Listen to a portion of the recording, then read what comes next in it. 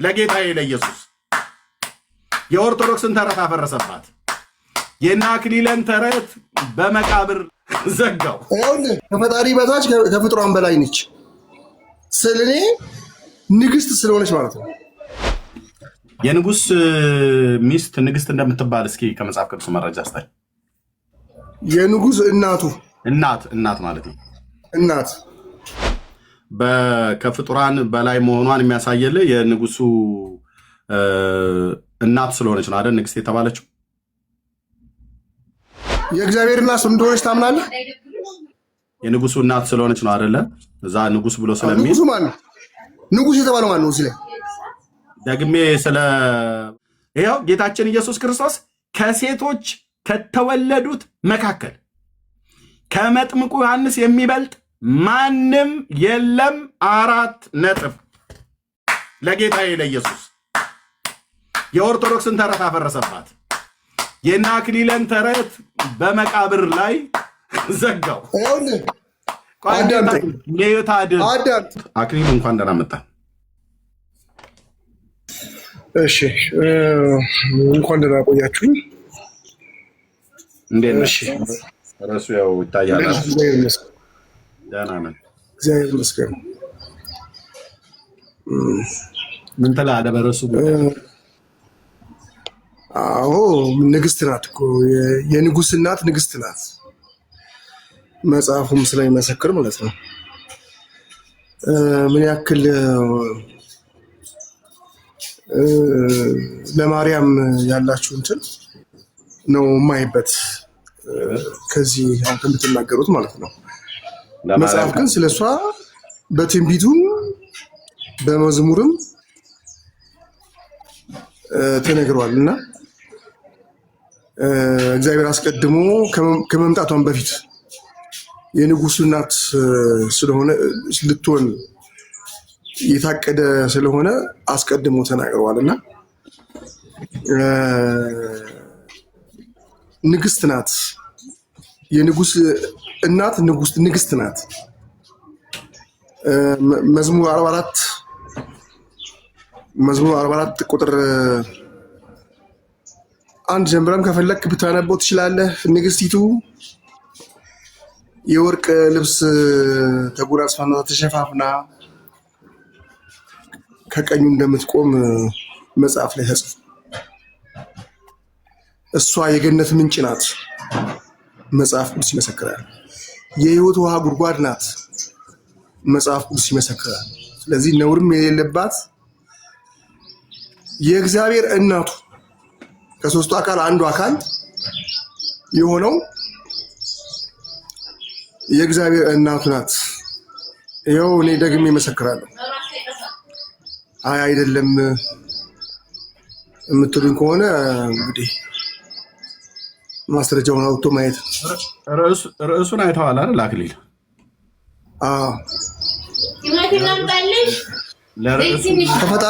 ከፈጣሪ በታች ናት። አሁን ንግስት ናት። ፈጣሪ እግዚአብሔር ነው። ከፈጣሪ በታች ደግሞ እሷ ናት ንግስት ስለሆነች ማለት ነው። ስለዚህ አሁን ለጥያቄው የሚመጥን መልስ መለስኩ ነው ብለህ የምትለው አሁን አንተ እንግዲህ ጥያቄውን የሚያማክል መልስ ነው የመለስኩት ብለህ ትላለህ? በደንብ የምትረዳኝ ከሆነ ከሰማ መጽሐፍ ቅዱስ ነው ጠቅሼ የተናገርኩት። መዝሙር 44ቱን ይገልጠዋል ወይ ነው። እኔ መዝሙር 44ን ጠቅሰሃል፣ ጥቅስ እኮ ጠቅሰሃል፣ ግን ጥያቄውን የሚያማክል መልስ ነው ወይ መለስኩት ብለህ ትላለህ ወይ? ማለት ከፈጣሪ በታች ከፍጥሯን በላይ ነች።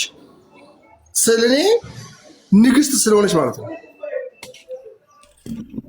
ንግስት ነች፣ ጸጋ የሞላባት የእግዚአብሔር እናቱ። እሺ የንጉስ ሚስት ንግስት እንደምትባል እስኪ ከመጽሐፍ ቅዱስ መረጃ አስታይ። የንጉስ እናት ማለት ነው። እናት እሺ ንግስት ነች። የት አለ? 12 አክሊል የሆነላት ፀሐይን የተጎናጸፈች በእግሮቿ ስር ጨረቃን የሆነላት አንዲት ሴት ነበረች ይላል። ያ ምልክት የታየው በሰማይ ነው የኔ ጌታ። እሺ እና መዝሙር 44ን ሳጨርሰው ጋር የሚነጻጸር የለም። መዝሙር 44ን ሳጨርሰው ወደ ሌላ ሄድክ አክሊል? አውጣውና አንብበዋሽ መዝሙር 44ን። አይ እኔ የለኝም። አውጣውና ንግስቲቱ ይላል። ንግስቲቱ ላንብብልህ? እሺ ለምን አንተ አታወጣውም? እሺ አወጣልሃለሁ፣ ችግር የለም። አንዴ ታገሰኝ።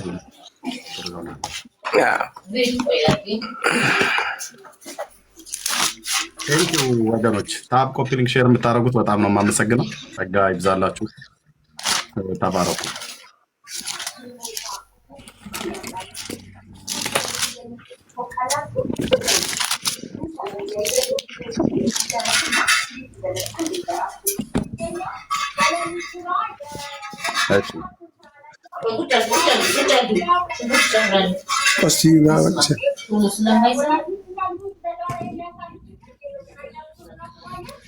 እሺ አዛን በታች ይወድቃሉ።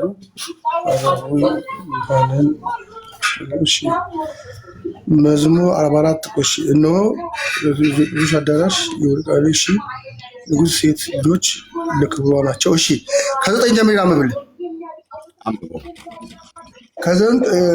ከዝሆን ጥርሶች አዳራሽ ደስ ያሰኘዋል። የንጉሥ ሴት ልጆች ለክብሯ ናቸው። በወርቅ ልብስ ተጎናጽፋና ተሸፋፍና ንግስቲቱ በቀኝ ትቆማለች ይላል። እሺ ለማን ነው መዝሙር 44 ለማን የተነገረው? አንተ የምትለው እኔ ለእሷ ነው ብዬ እላለሁ። አንተ ነው የጠቀስከው። ለማን የተነገረው ነው? ከሴቶች መካከል አንቺ የተባረክሽ ነሽ ካላት ከንጉሥ ሴት ልጆች ለክብሯ ናቸው ካለ በኋላ እርሷ የወርቅ ልብስ ተጎናጽፋና ተሸፋፍና በቀኙ እንደምትቆም ይናገራል። ንግስቲቱ ብሏት አንተ በቀኙ የምትቆመው ማን እንደሆነች ካወቅ አሳየኝሽ። ከመጽሐፍ ቅዱስ ነው የምታሳየኝ ወንድማችን። አክሊል ጥያቄ አልገባህም። እዚህ ክፍል ላይ አንተ ተብሎ የተባለለት ማን ነው ያልኩ? በወንድ አንቀጽ እየተጠራ ያለው እግዚአብሔር እሺ መሆኑን እስኪ ያሳየን። 6 ቁጥር ላይ ሄድና 6ኛው ቁጥር ላይ ምን ይላል መሰለህ? አምላክ ሆይ ዙፋንህ ለዘላለም ነው። አምላክ ሆይ ዙፋንህ ለዘላለም ነው። የመንግስት በትር የቅንነት በትር ነው ተብሎ የተነገረለት ለማለት ነው። አይኔን አጠይቀኝ አሳየኝ ነው ያልኩህ። እዛ ለክርስቶስ ነው የተነገረው። ይሄ ለክርስቶስ ነው የተነገረው። ጽድቅን ወደድክ አመፃን ግን ጠላህ ተብሎ የተነገረው ለክርስቶስ ነው። ስለዚህ ከባልንጀሮችህ ይልቅ የእግዚአብሔር አምላክ የደስታን ዘይት ቀባህ የተባለው ለክርስቶስ ነው። የኔ ጌታ ልክ ነው። ይግባህም አይግባህም ማለት ነው። ልክ ነው። ምንም ሱማ ስለዚህ ልክ ነው። ልብሶች ሁሉ ከርቤና ሽቶ የተባለው መኃልየ 4 ላይ ከፈለክ ይሄንን አገናኝቼ ያሳያለሁ ከፈለከው እና ይሄ የተነገረው ወደ ድንግል ማርያም ነው። አይደለም የምትል ከሆነ በማስረጃ የምታሳየኝ ከሆነ ማለት ነው። ማስረጃ የምታሳየኝ ከሆነ እጠብቃለሁ ቁጭ ብዬ ማለት ነው። አውዱን ጠብቀህ አንብብና ተርጉምልኝ። አውድ ታውቃለህ? ተረጎምኩልህ እኮ አውድ ታውቃለህ አይደል? ተረጎምኩልህ።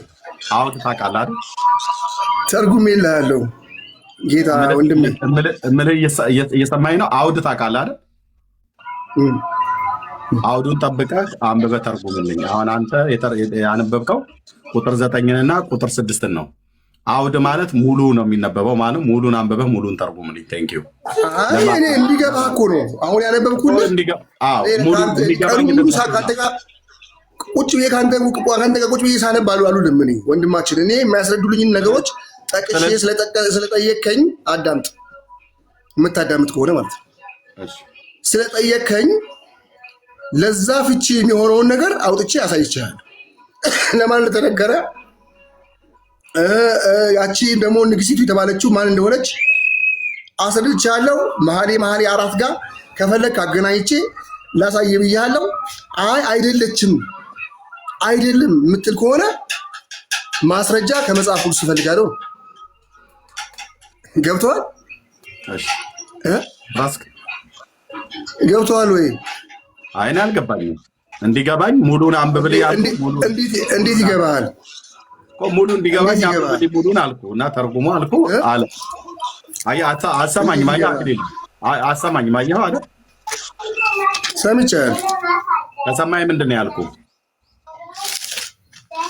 ከፍጡሯን በላይ አይደለ? ከእግዚአብሔር በታች ከፍጡሯን በላይ ነች የሚለውን አዎ፣ ነጭ ስል አክሊለ ቆይ እባክህ፣ ርዕሱ ልክ ነህ። ከፍጡራን በታች ከፈጣሪ በታች ከፍጡራን በላይ ብሎ የሚል ነው ርዕሱ ማለት ነው። የጠቀስከውን ግን መዝሙር 45ን ሙሉን አንብበህ አውዱን ጠብቀህ ተርጉም ልኝ ብዬ ስለ አላነብልህም። ወንድማችን እኔ አሁን ሙሉን ማንበብ ከፈለክ ሙሉ ማንበብ ጊዜ ስለሌለኝ ማለት ነው ወንድማችን፣ ሳልወጣ ነው። እግዚአብሔር ምስክሬ ነው። አንተ ማንበብ ከፈለክ ግባና ቁጭ ብለህ በደንብ ደጋግመህ አንብበው። እኔ የሚያስረዱኝን ግን ነገሮች ለክርስቶስ የተነገረውን አውጥቼ አሳይቻለሁ። ለእሷ የተነገረውን አውጥቼ አሳይቻለሁ። መሐሌ አንቺ የገነት ምንጭ ነሽ፣ የህይወት ውሃ ጉድጓድ ነሽ ይላታል። የህይወት ውሃ ጉድጓድ እሷ ናት። የህይወት ውሃው ደግሞ ክርስቶስ ነው። ስለዚህ ከእሷ በላይ የለም፣ ከፍጡራን ከእሷ በላይ የለም ስለ ንግስት ስለሆነች ነው። እባክህ እንደማመጥ ቴንክ ዩ። አየህ አንብቦ ራሱ ክፍሉን ለመናገር ሲቸግርህ ጉድጓድ ነች፣ ምንጭ ነች፣ ወንዝ ነች፣ ጅረት ነች ምናምን ነገር ወደ ማለት ሄድክ ማለት ነው። አሁን እሱን ይኸውልህ እሱን ይሄ ሌሎች ላይ የምሰራውን እንትን እኔ ጋር አይሰራም። ለምን መሰለህ? እኔ በጣም በጥንቃቄ የምጓዝ ስለሆነ ካልኩሌሽንን ስለማውቀው እሱን ቶ እና አሁን ከፈለግ ከአንድ ጀምረህ አንብበው፣ በዛው ደግሞ ሊገባ ይችላል። ራሴ ያመጣኸውን ጥቅስ ራስ አንብበህ ተርጉመው ለህዝቡ እየሰማ ነው ህዝቡ ማለት ነው። ነገርኩህ እኮ ንግስት ብዬ ንግስት ተብላ እንደተባለች አሳየው። አይደለችም ምትል ከሆነ በማስረጃ አምጣ ነው። እሺ አንዴ ጠብቅ፣ አንዴ ላውራ። አደርብ ህዝቡ ላይ አንዴ ላውራ። እሺ አንዴ ላውራ። ቆይ ነው አታድርገው፣ ሚዩት አታድርገው፣ ክፈተው። እሺ ማንበብ ለኦርቶዶክሳውያን እንደሚከብዳችሁ ስለማቅ 17ቱን ቁጥር እኔ ያነብልሃለሁ። አድምጠኝ እባክህ አትረብሽ። ኦኬ 17ቱን ቁጥር ማንበብ ቸግሮሃል። እኔ ያነብልሃለሁ፣ ትርጓሜውን አንተ ለህዝቡ ትናገራለህ። አሁን እኔ ያነባለሁ። መጽሐፍ ቅዱስ ለማንበብ ምን ያህል እንደሚከብዳችሁ ያሳያል። እኔ ላንብብልህ 17ቱን ቁጥር፣ ከዛ አንተ አውዱን ጠብቀህ ለማርያም እንደተነገረ ይሄን ክፍል ትናገራለህ ማለት ተረጉምላለህ። ከዛ ይገባኛል። ላንብበው። ቴንክ ዩ። እሺ እንደዚህ ነው። ልብ በሉ። ሚዩት አድርግና ጠብቀና አክሊሉ። እኔ ላንብብ፣ አንተ ትተረጉማለህ 17ቱን ቁጥር ለማርያም አያይዘህ እንዴት ከፈጣሪ በታች ከፍጡራን በላይ እንደሆነ ታስረዳናለህ። በኋላ አንተ ትተረጉመዋለህ። ጥቅሱን ራስን ያመጣኸው ራስ ትተረጉመዋለህ። እኔ ግን ለማንበብ እረዳሃለሁ። ቴንክ ዩ። ስለዚህ እንደዚህ ላንብበው። ልቤ መልካም ነገርን አፈለቀ፣ እኔም ስራዬ ለንጉሥ እናገራለሁ። አንደበቴ እንደ ፈጣን ጸሐፊ ብዕር ነው። ውበትህ ከሰው ልጆች ይልቅ ያምራል፣ ሞገስ በከንፈሮች ፈሰሰ። ስለዚህ እግዚአብሔርም ለዘላለም ባረከህ። ኃያል ሆይ በቁንጅናህና በውበትህ ሰይፍንም በወገብህ ታጠቅ። ስለ ቅንነትና ስለ የዋህነት ስለ ጽድቅም አቅና፣ ተከናወንም፣ ንገስም፣ ቀኝ በክብር ይመራሃል። ኃያል ሆይ ፍላጻዎች የተሳሉ ናቸው፣ እነሱም በንጉሥ ጠላቶች ልብ ውስጥ ይገባሉ፣ አሕዛብም በበታች ይወድቃሉ። አምላክ ሆይ ዙፋንህ ለዘላለም ነው። የመንግሥት በትር የቅንነት በትር ነው። ጽድቅን ወደድህ፣ አመፃን ጠላህ። ስለዚህ ከባልንጀሮች ይልቅ እግዚአብሔር አምላክ የደስታን ዘይት ቀባህ። በልብሶች ሁሉ ከርቤና ሽቱ ዝባድም አሉ፣ ከዝሆን ጥርሶች አዳራሽ ደስ ያሰኙሃል። የንጉሱ ሴቶች ልጆች ለክብር ናቸው። በወርቅ ልብስ ተጎናጽፋና ተሸፋፍና ንግሥቲቱ በቀኝህ ትቆማለች። ልጄ ሆይ ስሚ፣ እይም፣ ጆሮሽንም አዘንቢ። ወገንሽን የአባትሽን ቤት እርሺ፣ ንጉሱ ውበትሽን ወዷልና እርሱ ጌታሽ ነውና። የጤሮስ ሴቶች ልጆች እጅ መንሻ ይዘው ይሰግዱለታል።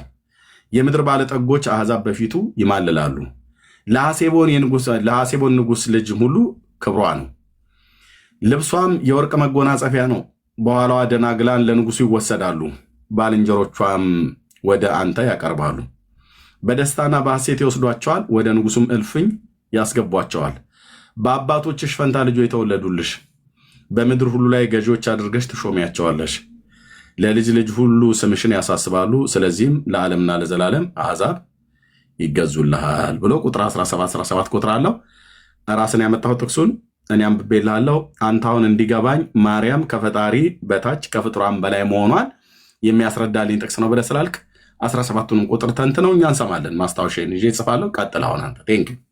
እሺ ፖይንት ብሎ ማስቀምጥልህ አሕዛብም በበታችህ ይወድቃሉ።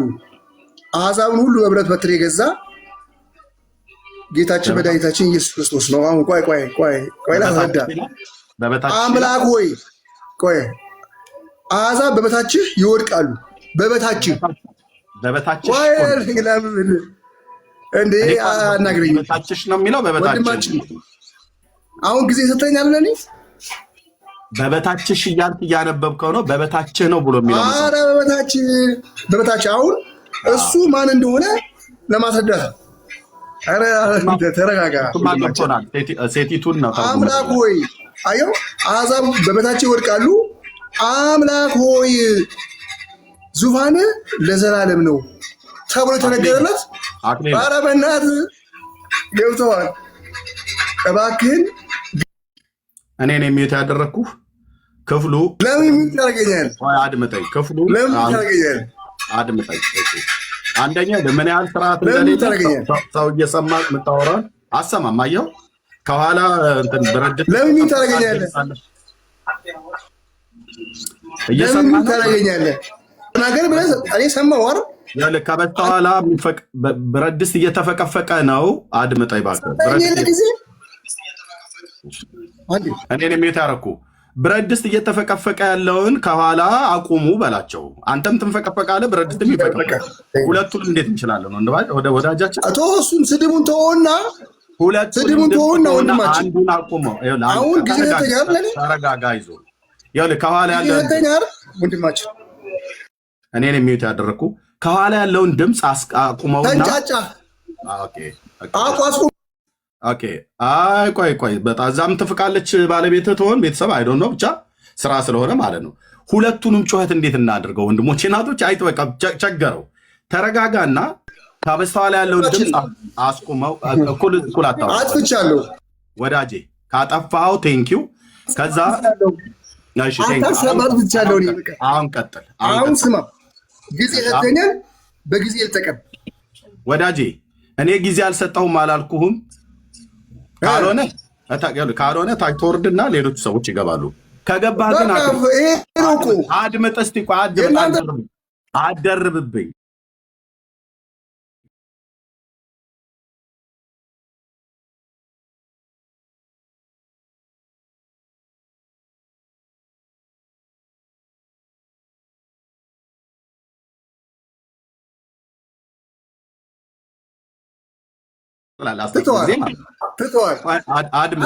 አስቻለሁ። ጊዜ ስጠኝ ነው። አድምጥ እባክህ። እኔ እኮ ልሰጥሃለሁ። አንደኛ ድምፁን አስቁመው። እዛ እኮ እየተቆጣሃት ነው። እዛ ድምፁን አስቁመው። ወይ አንተ ያቁም ወይ እሳቸው እነሱ ያቁሙ። ወይ ከዛ ቦታ ላይ ስራ እንዲሰሩ ፈቅበልና ሌላ ቦታ ላይ ሰው እየሰማ ስለሆነ እዛ ዕቃ እየተንኳኳ ስለሆነ አንተም እዚህ ደግሞ ሌላ ነገር ስላደረግ ወይ ፈቅበልና ሌላ ቦታ ላይ ሄድና የእግዚአብሔርን ቃል ተናገር። እንዴ ፈራ ይለኛል 18 ጊዜ። ምን እፈራለሁ? ቁምና የሆነ ቦታ ላይ ድምፅ በሌለበት ቦታ ላይ እንደሱ ዞር ብለህ ቤተሰብ ውስጥ ስላለ ማለት እኔም ጋር ከአንዳንዴ እንደዛ ይሰማል። አሁን ግን ጊዜ ስለሰጠኸኝ በቃ አሁን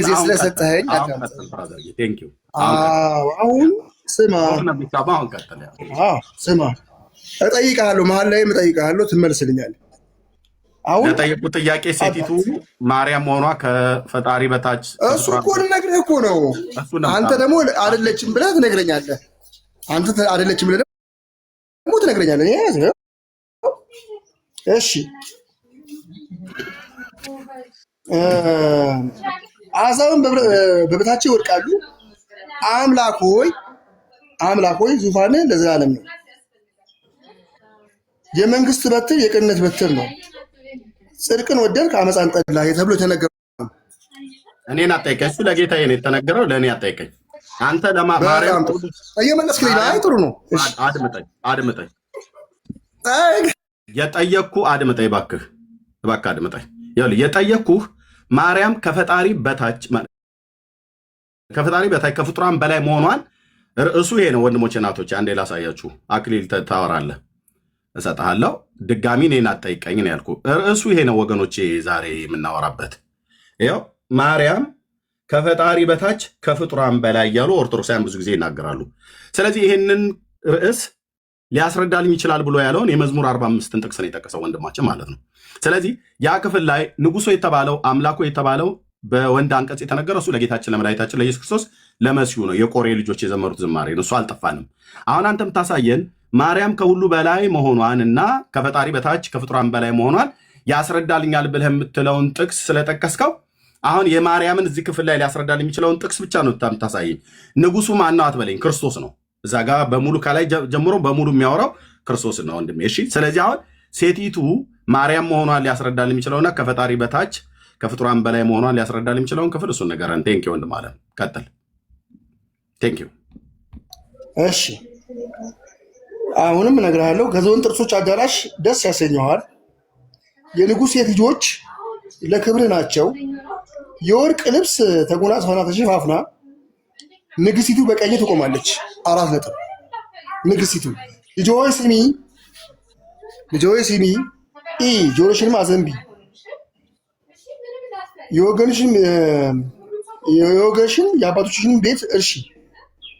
የወገብሽን ንጉስ ውበትሽን ወዷልና እርሱም ጌታሽ ነውና ተብሏል። ንጉስ ውበቷን የወደደው እሱ ጌታዋ የሆነው ማን? ጌታዋ ኢየሱስ ክርስቶስ ነው። ንጉስ ውበትሽን ወዷልና። አዎ፣ ቀድሞ የተነገረላት ስለ ድንግል ማርያም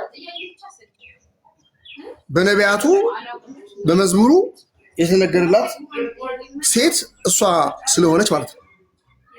ቀድማ ከመወለዷ ከመፈጠሯም በፊት ጀምሮ ማለት ነው የተነገረት ለእሷ ስለሆነ፣ ስለዚህ ንግስቲቱ የምድር ባለጠጎች አሕዛብ በፊትሽ ይማልላሉ፣ ለአሴቦን ንጉስ ልጆች ለክብሯ ነው። ልብሷም የወርቅ መጎናጸፊያ ነው።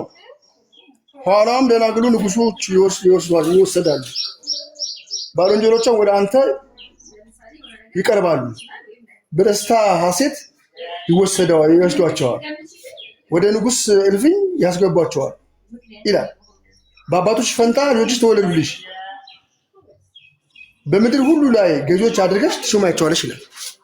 አሁን የመሾም ስልጣን 1 2 ንግስት በእግዚአብሔር ቀኝ የወርቅ ልብስ ተጎናጽፋና ተሸፋፍና እንደምትቆም ይናገራል። ንጉስ ውበቷን ወዷል። አስቀድሞ ስለ ውበቷ ስለ ድንግልናዋ የተነገረላት ለድንግል ማርያም እንጂ ሌላ ሴት አልተነገረም። ስለዚህ ስለ ክርስቶስ ይናገራል፣ ስለ እሷ ይናገራል። እሺ፣ ስለዚህ ማርያም ከፍጡራን በላይ መሆኗን ያሳያል። የከነ ይጠቅስ። አዎ፣ ንግስት ተብላ የወርቅ ልብስ ስለተጎናጸፈች በቀኙ ቆማ ስላለ በቃ ከሷ በላይ ሌላ ንግስት አለ? እሺ፣ ስለዚህ አሁን ደግሞ የምትል ከሆነ አንተ በማስረጃ እቺ ናት ብለህ እቺ ማለት እቺ ናት፣ ይሄ ማለት ይሄ ነው ብለህ አስረዳኝ። እጠብቃለሁ። ያው እሺ፣ አይ ቆይ አትዝጋው ራስን። ስለዚህ አሁን ከፍጡራን በላይ መሆኗን የሚያሳየልህ የንጉሱ እናት ስለሆነች ነው አይደል? ንግስት የተባለችው የእግዚአብሔር እናት እንደሆነች ታምናለህ? የንጉሱ እናት ስለሆነች ነው አይደለ? እዛ ንጉስ ብሎ ስለሚል ንጉሱ ማን ነው? ንጉስ የተባለው ማን ነው? እዚህ ላይ ደግሜ ስለ ማን ነው? ስለ ጠይቃይ የጠየኩ ነው እኮ። ንጉስ የተባለው ማን ነው? ልጅ ስለፈለኩ እኔን ብራዘር ይሄ እሺ፣ ሚውታ ንጉስ የተባለው ማን ነው? ቅድም ማን ነው? ስለማን ነው የሚናገረው ነው ያልከው እኮ። ንገረኝ። ንጉስ የተባለው ማን ነው? ንገረኝ። እሺ፣ እኔ ነኝ ሚውት ያደረኩ እንዳትከፍት። እታይ ትወርዳለህ ካልሆነ። ቅድም ማን ነው ያልከው?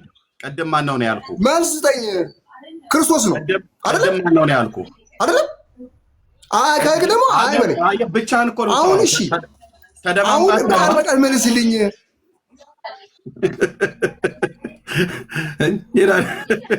ቅድም ማን ብዬ ነው የመለስኩልህ? መልስልኝ። ቅድም ማን ብዬ ነው የመለስኩልህ? በቃ ለክርስቶስ ነው ብለኸኛል። ቅድም ማን ብዬ ነው የመለስኩልህ? ስለዚህ ቤት ውስጥ ብቻህን እኮ ጮክ። ከኔ ጋር መደማመጥም አቃተህ። ቅድም ማን ብዬ ነው የመለስኩልህ? ንጉሱ ማን ብዬ ነው የመለስኩልህ? ቅድም ማን ብዬ ነው የመለስኩልህ? ንጉሱ። አዎ ለክርስቶስ ነው ወይ ለእግዚአብሔር ነው ብለኸኛል። በቃ አለቀ። ታዲያ ለምን ጠይቀኛለህ ደጋግመህ? ስለዚህ አሁን ንጉስ ሕይወትሽን ወዷል የተባለው ለማን ነው? እኔን አትጠይቀኝ። አንተ 17ቱን ቁጥር አነበብከው አይደል? ንጉስ ሕይወትሽን ወዷልና የአባትሽን ቤት ሄድሽ ተብሎ የተነገረው ለማን ነው? የራሱ ድምፅ ራሱን ይረብሸዋል ወንድሞች። ለዚህ ነው የማይሰማው። ኧረ እኔ ምንም የሚረብሸኝ ነገር የለም። ፖለቲካውን ተው። የሚረብሽ ከሌለ ሌላው ላይ ፖለቲካውን እንደምትሰራው እኔ እንደዛ የሰው አይደለም። ቀስ ብለህ አውራ ክሊል ፕሊዝ። ይኸውልህ ከኋላ ድምፅ አለ፣ ቤተሰብ ድምፅ አለ። ገባው። ያው እሺ፣ የራስህ ድምፅ ራስን እንዳይረብሽ፣ የራስህ ድምፅ ራስን እንዳይረብሽ አይረብሸኝም። ምንም የሚረብሸኝ ነገር የለም። እሺ አሁን ይቺ ንግስት የተባለችው በእኔ ማርያም ናት፣ በአንተ ማን ናት? እሺ ቆይ እኔን አይደለም ጠይቀኝ። ራስን ጥቅሱን ያመጣው ልብ በነስማ የኔ ጥያቄ ማርያም ናት እኮ አልኩህ እኔ። አንተ ደግሞ ይህቺ ናት በለኝ። ጥያቄን መለስክልኝ አይደል? በመዝሙር 45 መሰረት ማርያም ነች ብለህ መለስክልኝ አይደል? መለስክልኝ አይደል? አክልኝ ቴንክ ዩ። ማርያም ነች ብለህ የመለስክልኝን ሳልቃወምህ ቀጥታ ልቀበልህና በአንተ እኔ በኋላ ለህዝቡ ድምዳሜ እንሰጣለሁ። አንተ በዚህ ቃል መሰረት መጨረሻ አይደለም። አሁን የምትመልስልኝ ማን ናት? አድምጠኝ። እየጠየኩህ ነው ወንድማቸው። አድምጣት ልበል። ራስ ባመጣው መጠይቀህ አዳምጥ። አሁን እዚህ ጋር በጣም ገዝት የላከ ስላለ እታች ወርዳ አንተ እነሱ ወንድሜ ችግር ቤት ነው ማውራት ትችላለህ። ነገር ግን መጠይቅህ ማናት? ተረጋጋ እኮ ነው ያልኩህ። ማናት ወዳጅ ተረጋጋ። እኔን ማናት? እታች ወርዳል ማለት ነው። መልስልኝ። ሌሎች ተረጋግታችሁ ልታወሩ የምችሉ ሰዎች መምጣት አለባችሁ። ሌላ ሰው ካለ ማለት ነው። እዚህ ገዝት የላካችሁ በጣም ብዙዎች አላችሁ። የኦርቶዶክስ አማኝ ከሆናችሁ መምጣት አለበት። ሰውየው የራሱ ድምፅ ራሱን ይረብሸዋል። አንድ ሁለተኛ የቤተሰቡ ጫጫት አለ። ቤት ውስጥ ስላለ ማለት ነው። እኔም ቤት ውስጥ ሆኜ እንደዚህ አንዳንድ ጊዜ የሚፈጠርበት ቦታ አለ። ፈቅ ብዬ ማውራት እችላለሁ። አሁን ፈቅ ብሎ እንኳን ቢሆን ራሱ በራሱ ነው የሚጮኸው። ኦኬ መዝሙር 45 ላይ ቆመህ ያንን ክፍል ራስህ ካስረዳ በኋላ እኔን አትጠይቀኝም። እኔ ጥያቄ ቅድም ያልኩትኝ ማርያም ከፈጣሪ በታች ከፍጡራን በላይ ነች ብላችሁ የምትሉትን ይሄን ቃል ያጠናክርልኛል፣ ይሄን ቃል ያጸናልኛል ብለህ ካልክ እኔ ቀጥታ ወደ ጥያቄ ነው የሚሄደው እንጂ መዝሙር 45ን እኔ ደጋግሜ ለብዙ ጊዜ ስላስተማርኩት ስለማና ስለማን እንደሚናገር ስላስተማርኩት ርዕሱን ሽፍት አታረግም። ርዕሱ ማርያም ከሁሉ ትበልጣለች፣ ከፍጡራን በላይ ናት፣ ከፈጣሪ በታች ናት ብላችሁ የምትሏት ትምህርት ስላለ እሱን ሊያስረዳልኝ የምችል ካለ ኦኬ መዝሙር 45ን ጠቀስከው አይደል? አሁን በዚህ ቃል መሰረት ማርያም ነች ብለህ ካልከኝ እኔ ቀጥሎ ጥያቄ ላቀርብ ነው። አንተ ማነች ብለህ እኔን አትጠይቀኝ። ምክንያቱም መዝሙር 45 እኔ ዛሬ ላስተምርበት ለአንተ መልስ ልሰጥበት አይደለም የመጣሁት። እኔ ጥያቄ ነው የማቀርበው። ማርያም ከፈጣሪ በታች ከፍጡራን በላይ መሆኗን የሚያሳይልኝ ነው ብለህ ካልክ ኦኬ ማርያም ነች ብለህ አስረዳኝ አይደል? ኦኬ ቀጥሎ ጥያቄ ላይ ሄዳለሁ። ለዚህ ነው አየህ ስማኝ ብዬ ስለ የነበረው ማለት ነው። መደማመጥ በጣም ጥሩ ነው። መደማመጥ ቴንክ ዩ። ተደማምጣችሁ ቢሆን በጣም ጥሩ ነው። አክሊል አንዱ ትልቁ ጩኸት የምታበዙት ቀጥሎ ሊመጣብህ የሚችለውን ነገር ምን ሊሆን እንደሚችል ስለገባህ ነው እንጂ እኔ መዝሙር 45 እና ሌላ ሰው ካለ መምጣት ይችላል። ራስህ የጮክ ራስህ እንደገና ደግሞ መጽሐፉን እንኳን ራሱ ሙሉን አንብበህ ተርጉም እንኳን ብዬ ስለ አልተረጎምክም ማለት ነው። ያው እንደዚህ የምጮኸው ለዚህ ነው ለመውጣት ማለት ነው።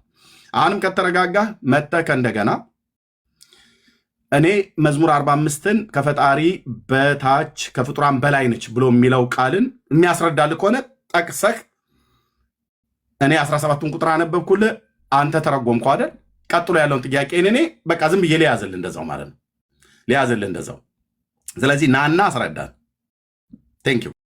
ማርያም እንዳይደለች እያወቅኩኝ ግን ሊያዝልህ በማርያም ነው ብለህ ባልከው ማለት ነው። ቀጥሎ ያለውን ጥያቄ እና ተቀበለኝ። ቀጥሎ ያለውን ጥያቄ እና ተቀበለኝ። ለዚህ ነው እየጮኸው ማለት ነው። እና ተቀበለኝ። ቀጥሎ ያለውን ጥያቄ ይኸው ልኬልሃለሁ። ኦኬ፣ ካልሆነ ወደ ማራናታ እንሄዳለን። ሌላ ኦርቶዶክሳዊ ነው ወንድምነት ዳጊ፣ እንኳን ደህና መጣ። እና ተቀበለኝ። ኦኬ፣ ማርያም ከፈጣሪ በታች ከፍጡራን በላይ ብላችሁ የሆነ ክላስ ሰጥታችሁ ለብቻ እግዚአብሔርም የማያውቀው እኛም የማናውቀው ሌላ ዓለም ፈጥራችሁላታል፣ በመጽሐፍቶቻችሁ ሁሉ ጭምር ማለት ነው። ትፈተሽ የእናንተ ማርያማችሁ፣ እንፈትሻት፣ እናንተም ተፈተሹ፣ እኛንም ፈትሹን። በቅዱሱ ቃል በመጽሐፍቶቻችሁ በመጽሐፍቶቻችን፣ በትምህርቶቻችሁ በትምህርታችን ፈትሹ ማለት ነው። ና እንጂ አክሊል፣ አንተው እንደጀመርከው ጨርሰው። መደማመጥ ስላቃተህ ነው ያስወረድኩ። አይ ገብርኤልማ አልመሰከረም። ከገብርኤል ራስ ላይ ወረድ በል ና ግባና ተናገር። ገብርኤል መሰከረላት? ምንም አልመሰከረም። ከፈጣሪ በታች ከፍጡራን በላይ ነሽ አላላትም። እናንተ ናችሁ ያላችሁት። አክሊል አሁን መታሃል። እኔን አጠይቀኝ። መዝሙር 45 ማርያም ነች ብለህ ስለመለስክልኝ ቀጥሎ ያለውን ጥያቄ ተቀበለኝ። ቴንኪው። ስለዚህ በመዝሙር 45 መሰረት ማርያም ከፈጣሪ በታች ከፍጡራን በላይ ነች ብለህ አስረድተናል። ቴንኪው። ስለዚህ በዚህ ቃል መሰረት ማርያም ከፈጣሪ በታች ከፍጡራን በላይ ናት አይደል አክሊል? ቴንኪው። በደንብ አሳየው እኮ ንግስቲቱ በቀኝ ትቆማለች ስለተባለ ንግስቲቱ ስለተባለ ንግስቲቱ ደግሞ በቀኝ የምትቆመው ማናት? ድንግል ማርያም ናት ንግስት። ሌላ ንግስት ካለች ታሳየኛለህ። የእናንተ የጴንጤዎቹ ንግስት ካለች ታሳየኛለህ። እሷ ናት ነው በመጽሐፍ በትንቢትም በነቢያቱም በመዝሙሩም በሌሎቹ መጽሐፍቱም ስለ እሷ ቀድሞ የተነገረላት እሷ ስለሆነች ማለት ነው። አይደለችም የምትል ከሆነ አዎ፣ የጌታዬ እናት ወደ እኔ ትመጪ ዘንድ የጌታዬ እናት ድምጿን ከፍ አድርጋ ሉቃስ 1:48 ላይ ገብተህ ማንበብ ትችላለህ። ድምጿን ከፍ አድርጋ መንፈስ ቅዱስ የሞላባት በእግዚአብሔር ፊት ያለ ነቀፋ ያለ ነውር ጻድቅ የነበረችው ኤልሳቤጥ ድምጿን ከፍ አድርጋ የጌታዬ እናት ወደ እኔ ትመጪ ዘንድ እንዴት ይሆንልኛል? የማን እናት? የጌታዬ እናት። አንተ አሁን ይቺ ሴት ይቺ ናት የሚለውን አስቀምጥልኝ እያልኩ ነው ኤርሚያስ ወዳጄ። እኔ አሁን ካልፈራ በስተቀር ወዳጄ አንድ ቃል ካልፈራ በስተቀር አንድ ቃል እባክህ አደጋግም። አንድ ቃል ካልፈራ አደጋ አንዴ ከተነገረ ህዝቡ ይሰማ፣ እኔም ስለምሰማ ማለት ነው። አትደጋግሙ። ሰምተናል። አሳይኝ። አንዳንዴ ልፈራ እችላለሁ፣ እውቀት በጣም አደጋ ስለሆነ አደጋግም። አንድ ቃል አደጋግም። አሳየን። አሁን 5 ጊዜ ተናገርክ። አንዴ ከተናገርክ እሰማሃለሁ። አሳይን። እሺንም እንዳደግም ሆነ እሺንም እንዳደግም። ኦኬ አሳይተናል። ቴንኪው። ተረጋጋ። ኦኬ። ስለዚህ በመዝሙር 45 መሰረት ወንድማችን ምን አለን? ንግስቲቱ በቀኝ ትቆማለች ብሎ ስላለ ከፈጣሪ በታች ከፍጡራን በላይ መሆኗን ያሳይልኛል ብሎ ሲውተረተር አይታችሁታል። ያውም 17 ቁጥር አንብቤ 3ቱን ቁጥር እንኳን አላብራራውም። ከ17ቱ 3ቱ እንኳን አልተብራራም። 14ቱን አሽቀንጥሮ ጥሎት ማለት ነው። አንድን ክፍል ስታብራራ ሙሉን አውዱ አንብበህ ሙሉን አውድ ነው የሚተረጎመው። እነሱ ጋር ግን አውድ የሚባል ነገር የለም። ግማሹን ጥዬ ግማሹን አንጠልጥዬ ነው። እንደ ሰነፍ ደጋሚ አስማቱ እንደማይዝለት የሚጠቅሱት ጥቅስ ሁሉ አይዝላቸውም፣ አይጣበቅላቸውም። እሺ እኔ አሁን አንተን አይደለም ያልኩት፣ እኔ ብሂል ነው የተናገርኩት። ተምሳሌት ነው የተናገርኩት። አንተን ለምን እንደዛ እላለሁ? እኔ እንደዛ አይደለም። ኦኬ ማርያም ከፈጣሪ በታች ከፍጡራን በላይ ነች ብሎ አለን። ኦኬ ስለዚህ ማርያምን ከፍጡራን የሚበልጣት የለም አይደል? አክሊል ከፍጡራን ማንም የሚበልጣት የለም አይደል? እችን አጭር ቃል መልስልኝ። የለም። በሉቃስ ወንጌል መጽሐፍ ምዕራፍ 7 ቁጥር 28 ላይ ያለውን ቃል እስኪ ያውጣና አንብቡ። ሉቃስ 7:28 ዮሐንስ የተነገረው ነው። ሉቃስ 7:28 ዮሐንስ የተነገረው ነው። አውጣና አንብበው። ገባኝ። ስለ ዮሐንስ የተነገረው ነው። እባክህ አውጣና አንብበው። በቃ ኮዳ አስታወስኩ እኮ ያው ከሴት ልጆች ከተወለዱ ዮሐንስ አይደለም ያልኩህ፣ አውጣና አንብበው ነው ያልኩህ። አንተ ቅድም እኔን አስነበበከኝ አይደል? አንተ አውጣና አንብበው። አንብባ አንተ ማስረጃዬ ነው የምትለው። አውጣና አንብብ። አውጣና አንብበው። እኔ ቅድም አንብብ። አንተ ለምን አታነብም? አንተ አታነብም? አይ ነው አውጣና ይገባኛል። ኦርቶዶክሳውያን መጽሐፍ ለማንበብ ዳገታችሁ ነው ይገባኛል። ግን እንደምንም ብለህ አንድ ቁጥር እሱን ለአንተ አትነግረኝም። አሁን አክሊል ያውጣና አንብበው። ማስረጃዬ ነው የምትለው። ማስረጃዬ የምትለው አውጣና ንገረኝ። እሺ መጽሐፍ ቅዱስን ማንበብ ኦርቶዶክሳውያን ይሄን ያህል ነው የሚፈሩ። ኧረ እባክህ እሱን ፖለቲካውን ተውና አነብልሃለሁ። እኔ ጴንጤ ስለሆንኩ የአምላኬ እግዚአብሔርን ቃል ደስ እያለኝ አነብልሃለሁ። 7:28 ሉቃስ። ተናጋሪው ጌታችን ኢየሱስ ክርስቶስ ነው። ስለ ታላቁ ነቢይ እንደዚህ ብሎ ይናገራል ማለት ነው። ከቁጥር እንዲያያዝላችሁ ከቁጥር 24 ጀምሮ ላንብብ። የዮሐንስን መልእክተኞች ከሄዱ በኋላ ለሕዝቡ ስለ ዮሐንስ ይናገር ጀመር። እንዲህም አለ። ማነው ባዩ? ጌታችን ማለት ነው። ምን ልታዩ ወደ ምድረ በዳ ወጣችሁ? ንፋስ የሚወዘውዘውን ሸምበቆን? ወይስ ምን ልታዩ ወጣችሁ? ቀጭን ልብስ የለበሰውን ሰውን? እነሆ ጌጠኛ ልብስ የሚለብሱትና በቅምጥልነት የሚኖሩት በነገሥታት ቤት አሉ። ወይስ ምን ልታዩ ወጣችሁ? ነቢይን? አዎ እላችኋለሁ ከነቢይ የሚበልጠውን። እነሆ መንገድህን በፊቴ የሚጠርግ መልእክተኛዬን በፊትህ እልካለሁ ተብሎ የተጻፈለት ይህ ነው አለ። ያለው ማን ነው? ጌታችን ነው። ስለ ዮሐንስ እየተናገረ ነው ጌታችን ማለት ነው። ልብ በሉ ካለ በኋላ ቁጥር 28 የሚለው ነው እላችኋለሁ ከሴቶች ከተወለዱት መካከል ከመጥምቁ ዮሐንስ የሚበልጥ ማንም የለም። ደግመዋለሁ። ማርያም ከፈጣሪ በታች ከፍጡራን በላይ ነች ብሎ የሚለውን ትምህርት ጌታችን ኢየሱስ ክርስቶስ ብቻ ነው የሚቃወመው። ይህንን ወረድ ብላ አንብበው። ሚዩት አድርገው። ቆይ ወረድ ብላ አንብበው። አንተ ሚዩት አድርግ። አንተ እንደ ሴቶች ዞሮ ቁጭ ብለን እናታዘኝም። እኔ የማነባው ቀደም አንብብ እየስል እምቢ ብለሃል። ሴቶ ዞሮን ተውና ሴቶ ዞሮ እኔ አይደለሁም። እኔ ሰርቼ አነባዋለሁ። ሚዩት አድርገው። ምርጥ አባወራ ነኝ እኔ። እሺ ቴንኪው። እኔ ያልኩኝ አንዳንድ እናቶች ቁጭ ብለው ሰራተኞቻቸው እንደሚያዙ እንደዛ ትዘዘኝ ለማለት ነው እንጂ ወንድማ መሆንን እኮ አውቃለሁ። ያልኩ እናቶች ቁጭ ብለው ሴቶች ዞሮ የሆኑ ያንን አምጪው ይሄንን አድርግ ምናምን ብለው ስለሚሉ ነው በዛ ነው ያልኩ እንጂ በትክክል ስማኝ። አንተማ ወንድ መሆንን እያወቅ ሴት ነህ ብዬ አይደለም። ቀደም አንብብ ብያለሁ። አላነበብከው እኔ ነኝ የማነበው። ከፍ ብዬ አነበብኩኝ። እዚህ ጋር ካቆምኩም አቆመዋለሁ። ወረድ ብዬ ካነበብኩም አነበዋለሁ። እና ጠብቀኝ። ቴንኪው እላችኋለሁ ከሴቶች ከተወለዱት መካከል ከመጥምቁ ዮሐንስ የሚበልጥ ማንም የለም። በእግዚአብሔር መንግሥት ግን ከሁሉ የሚያንሰው ይበልጠዋል። የሰሙትም ሕዝብ ሁሉ ቀራጮች እንኳን ሳይቀሩ በዮሐንስ ጥምቀት ተጠምቀው እግዚአብሔርን አጸደቁ። ፈሪሳውያንና ሕግ አዋቂዎች ግን በእርሱ ስላልተጠመቁ የእግዚአብሔር ምክር ከራሳቸው ጣሉ። ቀጥሎም ኢየሱስ እንዲህ አለ፣ እንግዲህ የዚችን ትውልድ ሰዎች በምን እመስላቸዋለሁ? በማንስ ይመሰላሉ?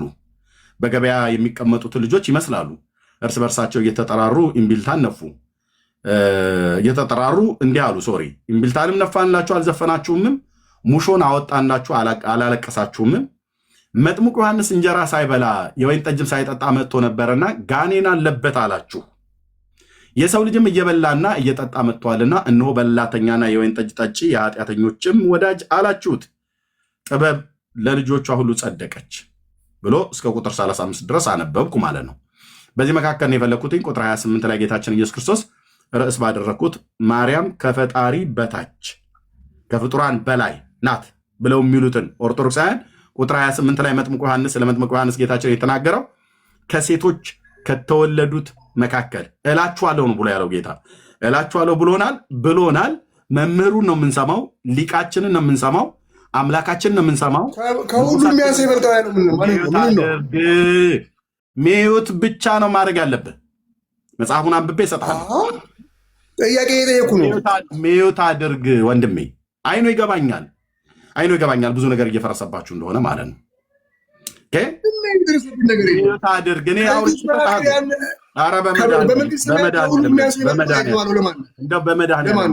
በመድኃኒዓለም ሚዩት አድርግ እኮ ነው የተባልከው። አሁን አንተ ቅድም አንብብ አልኩ፣ አላነብም አልክ። እኔ አንብቤ እንኳን 1 ደቂቃ እንኳን እንዳልናገር ስለ ጌታዬ እውቀት አትፈቅድልኝም። እኔ ነኝ በቤት የምለምንህ። ሚዩት አድርገው ማለት ከንፈርህን ንክስ አድርገህ ጥርስን ንክስ አድርገህ ብለው እያለ እና ጠብቀኝ እሰጥሃለሁ።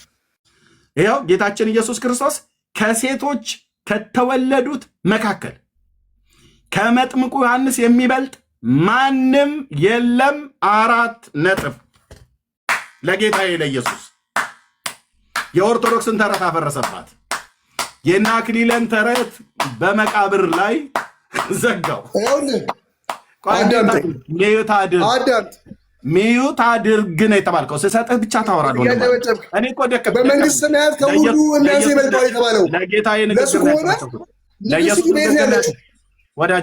ቤት ነው ያለችው። ወዳጄ ስሰጥህ ታወራለህ። እስካሁን እኮ እየተለመንክ ነው። ንግስቲቱ ቤት ነው ያለችው እኮ ወንድማችን።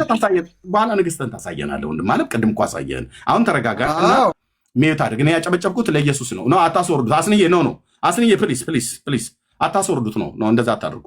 ናና አክሌ አታስወርዱት። እንዴ ታዲያ እሱ ለቄሶቹና ለደብተራ ሲያጨበጨብ ብሎ ካረጋችሁት እኔ እንዳታደርጉ ፕሊስ። ና ተመልሰ እንዴ እንደዛማ አይደረግም ወገኖቼ። ንግስቲቱን ቅድም እኮ አሳየን፣ መልሶ ያሳየናል። እና ሶሪ አክሊል ስላስወርዱ ይቅርታ፣ ስላላወቁ ነው። ችግር የለውም። ኦኬ እኔ ያጨበጨብኩትኝ ለጌታዬ ቃል ነው፣ ለኢየሱስ ክርስቶስ ለአምላኬ ቃል ነው ያጨበጨብኩት። እሺ ለንጉሴ ነው፣ ለመምህሬ ነው፣ ለሊቄ ነው ያጨበጨብኩት። ሊቄ የተናገረው እላችኋለሁ። ሚዩት አድርገው። አጨብጫቢ ይዙስ አይባስ ሚዩት አድርግ። አንተ ሚዩትን ብቻ ማድረግ ነው ያለብህ። ሲሰጥህ ታወራለህ። ለምን ሊያስወርዱኛል? አትናገራቸውም? በቃ ተው እኮ አልኳቸው። ይቅርታ አልኩ፣ እነሱን ተው። አሁን እሺ ንግስቲቱ ቤት ነው ያለችው። ጨርስና ልስጥህ። እንዴት አይነት ዕዳ ነው በመድኃኒዓለም። እኔ ልጨርስና ልስጥህ። ይሄን አለ በማል ጣልቃ ገባብኝ እኮ ስንት ጊዜ በመድኃኒዓለም እያልኩ እንኳን መድኃኒዓለምን አታውቀውም። መድኃኒዓለም እናንተ መለመኛችሁ አይደለም፣ አትፈሩትም፣ አትፈራውም ወይ አትፈሩትም ማለት ነው። በመድኃኒዓለም እያልኩ እንኳን አሰማኝም። ኦኬ እኔ ያጨበጨብኩት ለጌታዬ ለኢየሱስ ክርስቶስ ቃል ነው። የኦርቶዶክስን ተረት አደባባይ ላይ እንዲህ ሲያፈርሰው ማርያም መትሕተ ፈጣሪ መልዕልተ ፍጡራን ብላችሁ የምትሉትን ተረት ጌታዬና መድኃኒቴ ሊቄ መምህሬ እንደዚህ እላችኋለሁ ብሎናል። ንጉሱ ማለት ነው፣ መምህሩ ማለት ነው፣ ረቡኒው ማለት ነው። እላችኋለሁ ብሎናል። ሌሎች ሰዎች ሲሉን አንሰማም። ስለዚህ ከፈጣሪ በታች ከፍጡራን በላይ የሆነች ማርያም አናቅም፣ በጌታችን በኢየሱስ ክርስቶስ ትምህርት ማለት ነው። የምትናገረው ነገር ካለ ተናገርና ሁለተኛ መረጃ ደግሞ በራስ መጽሐፍቶች ደግሞ እመጣብሃለሁ ማለት ነው። አሁን በወንጌሉ እንደዚያ ይባላል። ለምን ማይክን ክፈተውና ዝጋው ከእንደገና።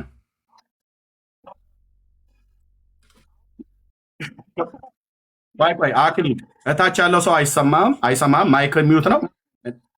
ማይክህ አይሰማም።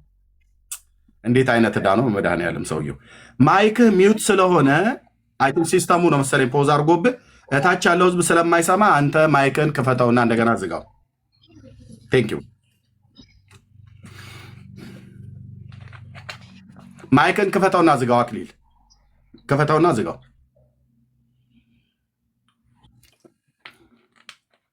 እየሰማኝ ነው አክሊል?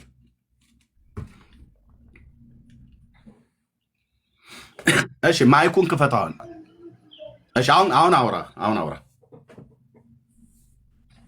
ይሰማል? አሁን የሚሰማ ይመስለኛል። እታች ይሰማችኋል? ይሰማል። በጣም ጥሩ።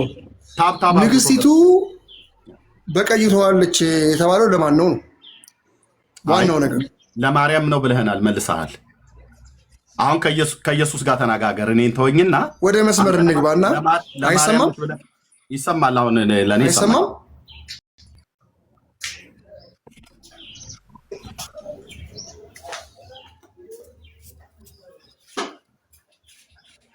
አይሰማል? አሁን ለእኔ ይሰማኛል። የእኛ ግን ለአንተ አይሰማህም። አይሰማም? አይሰማም ወይ? ይሰማል? ይሰማል። ለእኛ ይሰማናል፣ ለአንተ ግን የእኛ አይሰማህም። አይሰማም?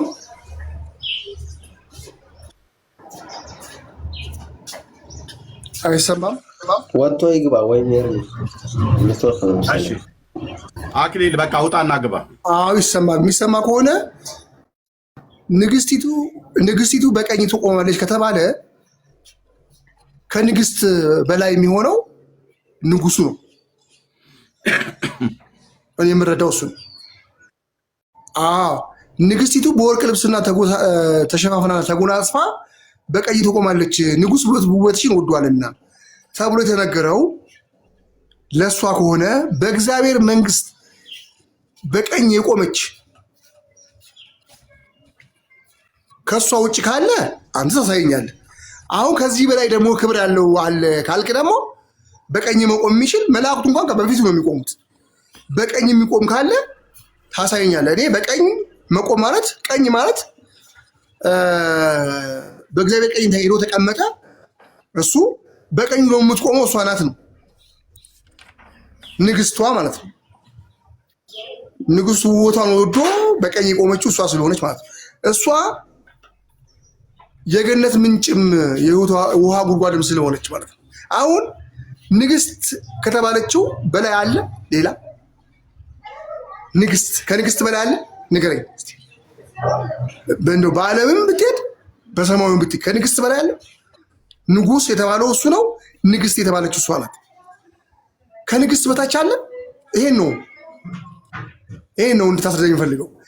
ንግስት ተብላለች። ከእግዚአብሔር በታች መሆኗን የምናገረው በዚህ ነው ማለት ይሄ ነው።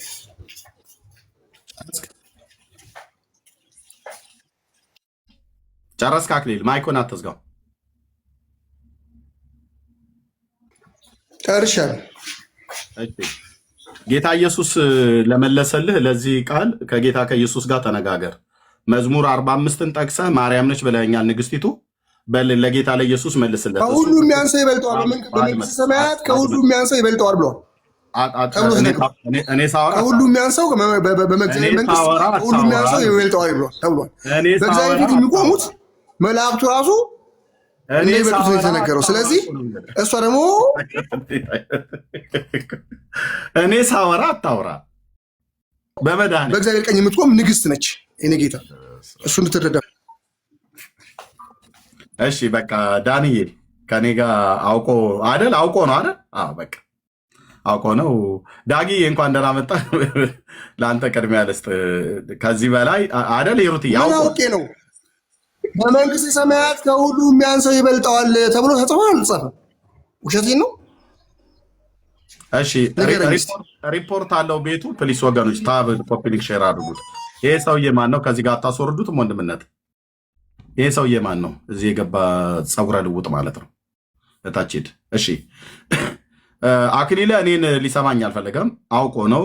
ምን እያልኩት እንደሆነ ሰምቷል፣ አውቋል። ከሰማኝ ግን ጌታ ኢየሱስ ክርስቶስ ነው ትምህርታችሁን ያፈረሰው። በሉቃስ ወንጌል መጽሐፍ ምዕራፍ 7 ቁጥር 28 መሰረት ከሴቶች መካከል እላችኋለሁ ብሎ ከሴቶች መካከል የተወለደ ከመጥምቁ ዮሐንስ የሚበልጥ ማንም የለም ነው ያለው። 4 ነጥብ። ማርያምም ከሴቶች መካከል ነው የተወለደችው፣ ዮሐንስም ከሴቶች መካከል ነው የተወለደው። ዮሐንስን የሚበልጠው የለም። ማርያም ከዮሐንስ በታች ነች። መጥምቁ ዮሐንስን የሚበልጠው ፍጡር የለም ማለት ነው። ይህን የመሰከረለት ማን ነው? ጌታ ኢየሱስ ነው። ስለዚህ ኦርቶዶክሳውያን ተረታችሁ አደባባይ ላይ በጌታችን በኢየሱስ ክርስቶስ ትምህርት ገለባ ከስንዴ የሚያንሱት ይበልጠዋል ብሎታል። ማንን ነው? ከሴቶች በመንግስት ሰማያት ከሁሉ የሚያንሰው ይበልጠዋል ተብሏል። ለማን የተነገረው? ወገኖች ፕሊስ ታብ ኮፒ ሊንክ ሼር አድርጉት። እምቢ ብሎኛል እኔ ሲስተሙ ድምጼ ይሰማል። በመንግስት ሰማያት ከሁሉም ያንሱ ይበልጠዋል ብለዋል። በመንግስት ሰማያት ከሁሉም ያንሱ ይበልጠዋል ብለዋል።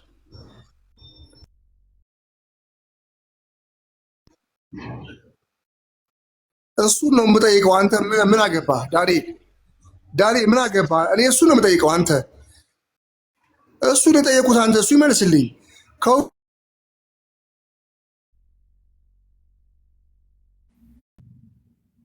እና አክሊለና ተመልሰህ ግልጽ አድርገው ማለት ነው። በቃ ልደብቁት እስከማችሉ ድረስ በጌታችን በኢየሱስ ክርስቶስ ትምህርት የኦርቶዶክሳውያኑ ትምህርት አደባባይ ላይ የምናፈርሰው በአንድ ቃል ማለት ነው። በአንድ ቃል ቁጭ ነው የምናደርግህ፣ በአንድ ጥቅስ ማለት ነው። ማርያም ከፈጣሪ በታች ከፍጡራን በላይ ናት ብለህ ስትል ጌታችን መድኃኒታችን ኢየሱስ ክርስቶስ ግን እላችኋለሁ እናቴ ከኔ በታች ፍጡራን ደግሞ ከእሷ በታች ናቸው አይደለም ያለው። ከመጥምቁ ዮሐንስ የሚበልጥ ከሴት መካከል የተወለደ ማንም የለም ብሎታል። ስለዚህ ዮሐንስ ነው ማለት ነው ከፍጡራን በላይ እንኳን ከተባለ የሚባለው በማምስክርነት በጌታችን ከሱም ይበልጣል። እሱ ከተናገረ በኋላ ዝም ነው የምትለው። ጭጭ ብለህ ጴንጤሙን፣ ኦርቶዶክስ፣ ካቶሊክሙን ማንም ጭጭ ብለህ ወደ ቤት ነው የምትገባው ማለት ነው። እና አክሊለና ተመልሰህ ካልሆነ ወንድምነት ዳግዬም ስላለ ማራናታን አውሩት። አክሊለ ካለ ና ተመልሰህ መምጣት ትችላለህ። ዳግሻ ትችላለህ? እኔ እችላለሁ። ሰላም ልበላችሁ። ሰላም በል። በእግረ መንገድንም በሀሳቡ ላይ የምትለው ነገር ካለ መቀጠል ትችላለህ። ከዛ ማራናታንም ታወሩ ትችላላችሁ። እሺ ታብታብ አድርጉት ወገኖች ፕሊዝ፣ ጸጋ ይብዛላችሁ። ቀጥል ዳግሻ። እሺ ኤርሚ ሰላም ብያለሁ። እኔም እንኳን ደህና ቆያችሁ ልበል። ሁላችሁንም ሰላም ብያለሁ። ቶሎ ላውራ ስራ ላይ ስላለሁኝ ነው። ይህንን ሀሳብ እየሰማው ነበር። ያው ከውጭም ሆኝም እንግዲህ ከገባውም ጀምሮ ወደ ርዕሱ እንዳይሄድ የተፈለገው ለምንድን ነው? ያው በቀላሉ ይህንን አሁን ኤርሚ እንዳልከው በሉቃስ 7 ላይም ባለው ጉዳይ ይህን ትምህርት ማፍረስ በአጭሩ ስለሚቻል መፍረሱ እንደማይቀር ስለገባው ያው አዲስ ርዕስ ይዞ ነው የገባው። ያጠናሁት በዚህ ነው፣ በዚህ ልፈተን የዛሬው ፈተና በዚህ ጉዳይ ቢሆንም እኔ ያጠናሁት ግን የተዘጋጀሁት በዚህ ነው እያለ ነው። እንግዲህ አክሊሉ ገብተዋል። ተዘጋጅቼ የመጣሁት በዚህ ነው፣ እሱኛውን ፈተና አልተዘጋጀሁበትም ማለቱ ነው።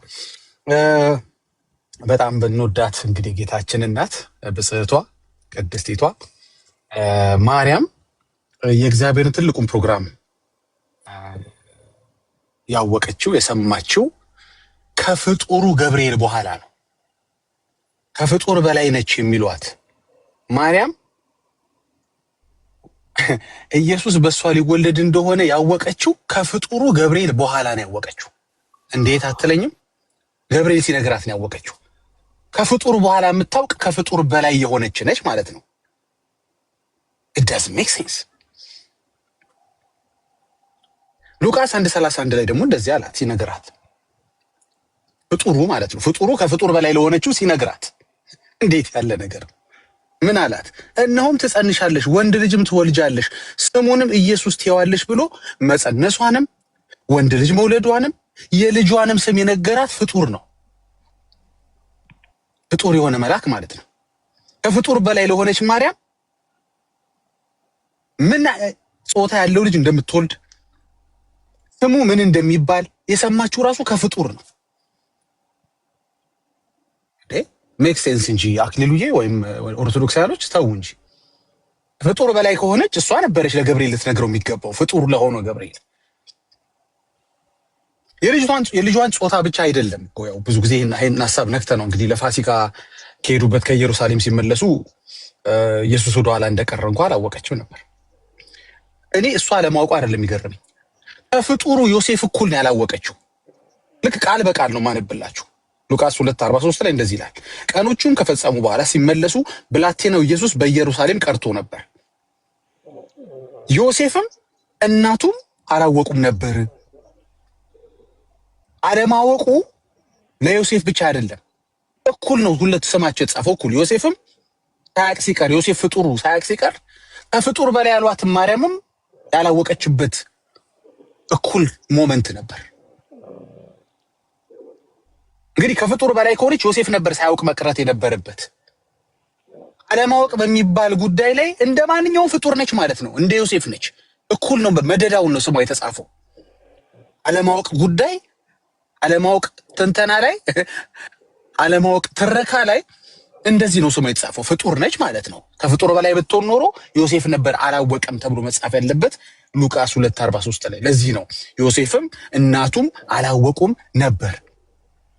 እንዴ ከፍጡር በላይ ሆና ምን ነው ከፍጡር እኩል ሆነሳ አለማወቋ? ትንሽ ልጨምር 1-2 ነጥብ። ሉቃስ 1:27 ላይ ከዳዊት ወገን ለሆነው ለዮሴፍ ለሚባል ሰው ወደ ታጨች ወደ አንዲት ድንግል እግዚአብሔር ዘንድ ተላከ እያለ ይናገራል። እንደ ማንኛውም ፍጡር አንተዬ እጮኛ ያላት እህታችን ነች እንዴ? ከፍጡር በላይ ሆና እንደ ፍጡር እጮኛ የምትይዝ ነች እንዴ? እሷን ማቃለል ነው አይደለም። ይሄው ስለሱ የተጻፈ ነው። ስለሱ የሷን ነገር ለማሳነስ ብለን እኛ የጻፍነው ነው አይደለም። እጮኛ እንዳላት የሚክዳለ እንዴ? ታዲያ እጮኛ የሚይዝ ከፍጡር በላይ ሆነ እጮኛ ተው እንጂ come on make sense። ምን እየነገረ ነው? it's just like one of us እያለ ነው። እንደ ማንኛችንም ሰው እንደሆነች ፍጡር እንደሆነች እየነገረ ነው ክፍሉ እንጂ ጴንጤ አይደለም። እሷን ሊያሳንስ እጮኛ አላት ብሎ ያስቀመጠው እንደውም ካከረር ነው ዋይፍም ይለዋል እንግሊዘኛው። ሚስትም ነች ነው የሚለው።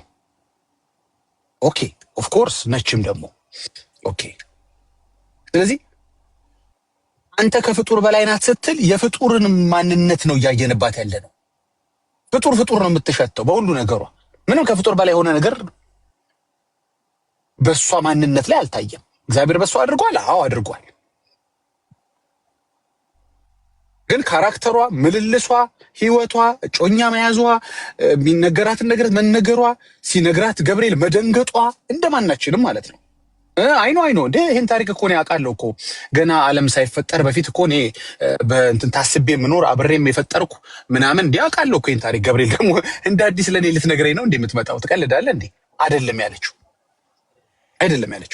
she was surprised።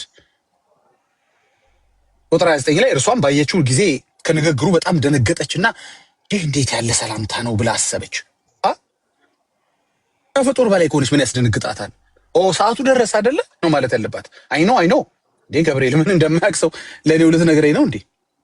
ቁጥር 34 ላይ ማርያም መልአኩን ወንድ ስለማላውቅ ይህ እንዴት ይሆናል አለችው። እንዴ እንዴት ከፍጡር በላይ ሆና አላቅም እያለች ነው። እኔ አላቅም እንዴትስ ይሆናል ብላ ከፍጡር መልስ እየጠበቀች ነው። ፍጡር እንዲነግራት እንዲያስረዳት ማለት ነው። እንዴት ይሆናል ብላ እሷ ነች እንዴት እንደሚሆን መንገር ለገብርኤል ያለባት እንጂ ገብርኤል አይደለም ለእሷ ማስረዳት ያለበት። ግን ክፍሉ ምን እያሳየን ነው? ሉቃስ ምዕራፍ 1 ምን እያሳየን ነው? በጣም ልናሳንሳት ሳይሆን ሐሳብ እየነገርን ያለ ነው። ፍጡር መሆኗን ግን እየነገርን ነው። በቃ ፍጡር ነች። ከፍጡር በላይ አለመሆኗን እየነገርን ነው። ነች ካልከኝና ግን ቱ ዳት ኤክስቴንት የምትሄድ ከሆነ ግን ከገብርኤል መልስ የምትጠብቅ ነች። ገብርኤል እንዲያስረዳት የምትጠብቅ ነች። ገብርኤል ሲነግራት የምትደነግጥ ነች። ገና he was surprised። ታሪኩን እንደሚያቅሰው አይኑ እያለች አንገቷን የነቀነቀች የሰማችው ታሪክ አይደለም። እንጓጣው እንግዲህ ምን ታረጋዋለህ? ይሄ መዋጥ ነው ያለብህ።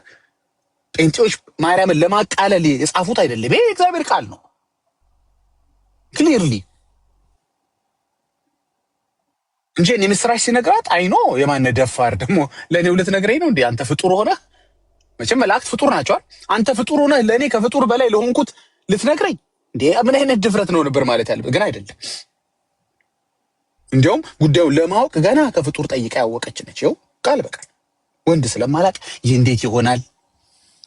ስለዚህ ወንድ ብቻ አይደለም የማታውቀው ማርያም፣ ምን እግዚአብሔር በእሷ ሊያከናውን እንዳለም ነው የማታውቀው። ሁለት ነገር ነው የማታውቀው። ወንድም አታውቅም ማርያም፣ እግዚአብሔር በእሷ ያሰበውንም አጀንዳ አታውቅም። ኢት ዋዝ አ ሰርፕራይዝ። እንደገናም ከፍጡር የተነገራት የምስራች ነው፣ መርዶ አይደለም፣ ምስራች ነው። የመጨረሻውን ኤርሚዬ አንድ ያየኸውን ነገር ልንገር። ሉቃስ 1:37 ማነው 7:28 ላይ እንደዚህ ይላል፣ እላቸዋለሁ ከሴቶች ከተወለዱት መካከል ለማርያምም ይሄ ቃል ተብሏል፣ ግን በእንዲህ አይነት መልኩ አይደለም የተባለው። ለእሷም ከሴቶች መካከል ተብሎ ተጽፏል። ለዮሐንስም ከሴቶች ከተወለዱት መካከል ተብሎ ተጽፏል። በቃ ይሄ ሲል አድርጎታል። ይሄ ገላግልሃል። በቃ እንግዲህ ከፍጡር በላይ ብንል እኛ ዮሐንስን ነበር የምንለው፣ ግን አንልም። ከፍጡር በላይ የሚባል ሁለት አይነት ክሬቸር አልፈጠረም እግዚአብሔር፣ ሁለት አይነት ፍጥረት አልፈጠረም። የሰው ዘር ሲፈጠር አንድ ነው በቃ እንጂ ለየት ያለ የሰው አይነት አልፈጠረም። ግን መበላለጥ ከተፈለገ ግን የሚበልጥ አለልህ። ይኸው ከማርያም የሚበልጥ ራሱ ኢየሱስ ነው የተናገረው። እንግዲህ በእኛ እንዳትናደዱ፣ አቤት ጥላቻችሁ ከዮሐንስም ልታሳንሱ አትፈለጋችሁ ብላችሁ ወደኛ አትምጡ። ሄዳችሁ ኢየሱስን ለምንድን ነው ከሴቶች ከተወለዱት መካከል ከመጥምቁ ዮሐንስ የሚበልጥ ማንም የለም ብለህ ለምን ተናገርክ ብላችሁ አናግሩ። እናትህን ሪኮግናይዝ ማታረግ ምን አይነት ነህ ብላችሁ እሱ አናግሩት። እንግዲህ ጥያቄ ካላል የማርያምን ሲነገር ከሴቶች መካከል ነው የሚለው። ይኸውልህ የዮሐንስ ሲነገር ግን ከሴቶች መካከል አይደለም፣ ከሴቶች ከተወለዱት መካከል። ከሴት የተወለደ ሴት ብቻ አይደለም። ስለዚህ ዮሐንስ ሲሆን ከወንድም ከሴትም ነው። የማርያም ሲሆን ግን ከሴቶች መካከል ብቻ ነው የተባለው። እጃልኩ ያለው ገብቶሃል ኤርሚዬ ተረድተኛል። የዮሐንስ ሲሆን ከሴቶች ከተወለዱት ነው። ከሴት የተወለደው ወንድ ብቻ አይደለም፣ ማነው ሴት ብቻ አይደለም፣ ወንድም ነው። ከወንድም ከሴትም መካከል። ስለዚህ ይሄ ሁሉ ምን እያልናችሁ ነው ያለ ነው? ፍጡር ናት የሚል ሐሳብ ብቻ ነው ማስቀመጥ ነው። እሷን ለማሳነስ ወይም ደግሞ እግዚአብሔር ያከበራትን አላከበራትም ልንል፣ ብጽዕት አይደለችም ልንል፣ የተቀደሰችውን ቅድስት አይደለችም ልንል አይደለም። ግን ፍጡር ነች። ልክ እንደማናችንም ጸጋ የሚያስፈልጋት የሆነ ነገር ለማድረግ ጸጋ የሚያስፈልጋት ልክ እንደኔ እንዳንተ የእግዚአብሔር አጀንዳና ፕሮግራም በሷ መደረግ ስላለበት ወይም ሲኖርበት በእኛም ዛሬ ላይ ጸጋ ያስፈልገናል። እኛ ደሴም ፍጡር ስለሆነች እሷም ጸጋ ያስፈልጋት። ከፍጡር በላይ ብትሆን ኖሮ እኛ ጸጋ ያስፈልገንና ፍጡር ስለሆነ እሷ ግን ጸጋ የማያስፈልጋት ትሆን ነበር። ልክ እኛ የሚሰማንን አይነት ስሜት የሚሰማት እንደኛ ጠይቃ የምታውቅ እንደኛ ጮኛ የምትይዝ እንደኛ ወደኋላ ልጇ እንደቀረ የማታውቅ የሆነ ነገር ልትረሳ የምትችል ላታውቅ የምትችል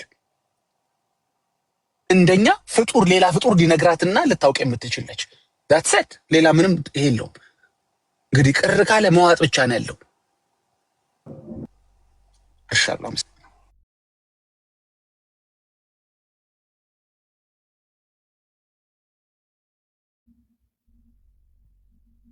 እሺ ዳጊዬ ጨርሰህ ነው ወይስ ኤርጀንት የሆነ ስልክ ገብቶበት? ኤርሚ ጨርሼ ነው። አይ ጨርሻለሁ ብያለሁ። ተባረክ። እሺ ቴንክ ዩ ተባረኩ። ጸጋ ይብዛላችሁ።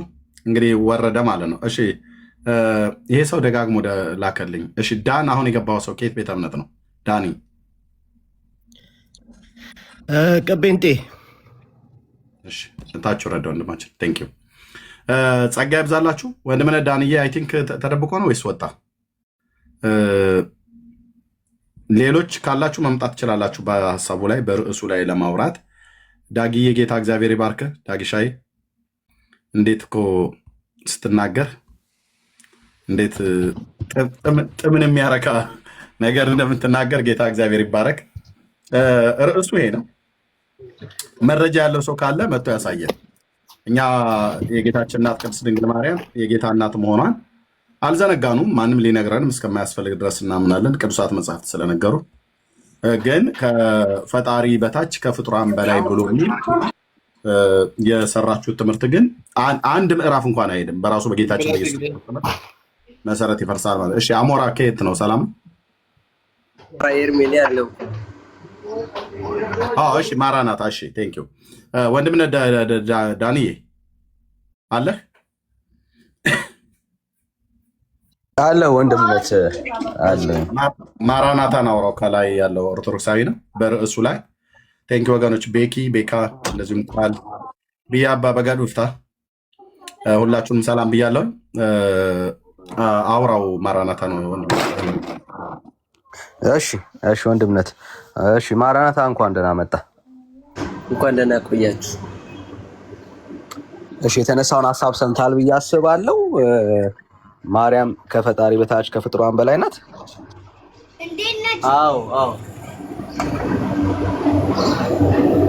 አዎ ዳኒ። እሺ መጽሐፍ ቅዱሳዊ ትምህርት ነው ይሄ ሀሳብ? አዎ ይሄ ሀሳብ ለኔ እድል ከሰጠኝ እኔ ማወራለሁ። ይሄን እየተደማመጥን እናወራለን። እናንተ ግን መጀመሪያ እድል ለኔ መስጠት አለበት። በመሀል አልገባብም፣ በመሀል አትግባብኝ፣ እናወራለን ማለት ነው። እኔ ነኝ የተቋረጥኩት ወይስ አንተ ነህ? በመሀል አልሰማሁም። እሺ ከቅድም ጀምረ እየሰማሁት ነበረ።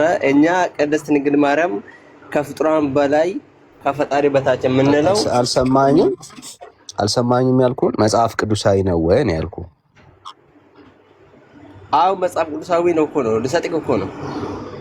እሺ በቃ ማስረጃ አስጠኝ። ችግር የለም እድል ስጠኝ። ላውራ ወይስ እድል እያወራሁ አይደለም? ማራናታ እኔ እያወራሁ አይደለሁም። ማስረጃ አስጠኝ ብዬ ነው ዝም ያልኩት። ዳኒ ከአንተ ጋር ማውራት እኮ በጣም ከባድ ነው። አንተ ቀይ መስመር ሰው ሀሳብ ሳትረዳ ቀይ መስመር ለማድረግ ትሄዳለህ። አንተ ሀሳብ ታመጣለህ፣ እኔም ሀሳብ አመጣለሁ። ከዛ በኋላ እሱ ላይ እናወራለን። ለምንድን ነው ሁል ጊዜ ጥያቄ ጠይቀህ ቀይ መስመር የምታደርገው? እኔ ማስረጃ ነው የጠየኩት። ማስረጃ ቀይ መስመር ሆነ ላውራ ካላወራው ሀሳብ ካላስረዳ እንዴት ነው የምትረዳው? ዳኒ እኮ ማስረጃ ስጠን ያልኩህ እኮ። ማስረጃ ስጠን ማለት ቀይ መስመር አይደለም። ባይደው ያልከው ያወራኸው ነገር መጽሐፍ ቅዱሳዊ መሆኑን ማስረጃ ስጠን። እኔ ምን እንዳወራው ሲጀመር አልገባም እኮ። ምን እንዳወራው መች ሰማህ አንተ? አሁን እኔ ማስረጃ መስማት ነው የናፈቀኝ ወዳጄ። እኛ ድንግል ማርያምን ከፈጣሪ ከፍጡራን በላይ ነች ስንል ምን ማለታችን ነው? መጀመሪያ ገብቷል። እኔ አይመለከተኝም። ብቻ ከፈጣሪ በታች ከፍጡራን በላይ መሆኗን ብቻ ከእግዚአብሔር ቃል ማስረጃ። በምንድን ነው እኛ ከፍጡራን በላይ ከፈጣሪ በታች የምንለው? በምንድን ነው? በምንም በሏት ከፈጣሪ በታች ከፍጡራን በላይ መሆኗን ማስረጃ ብቻ አስጠን።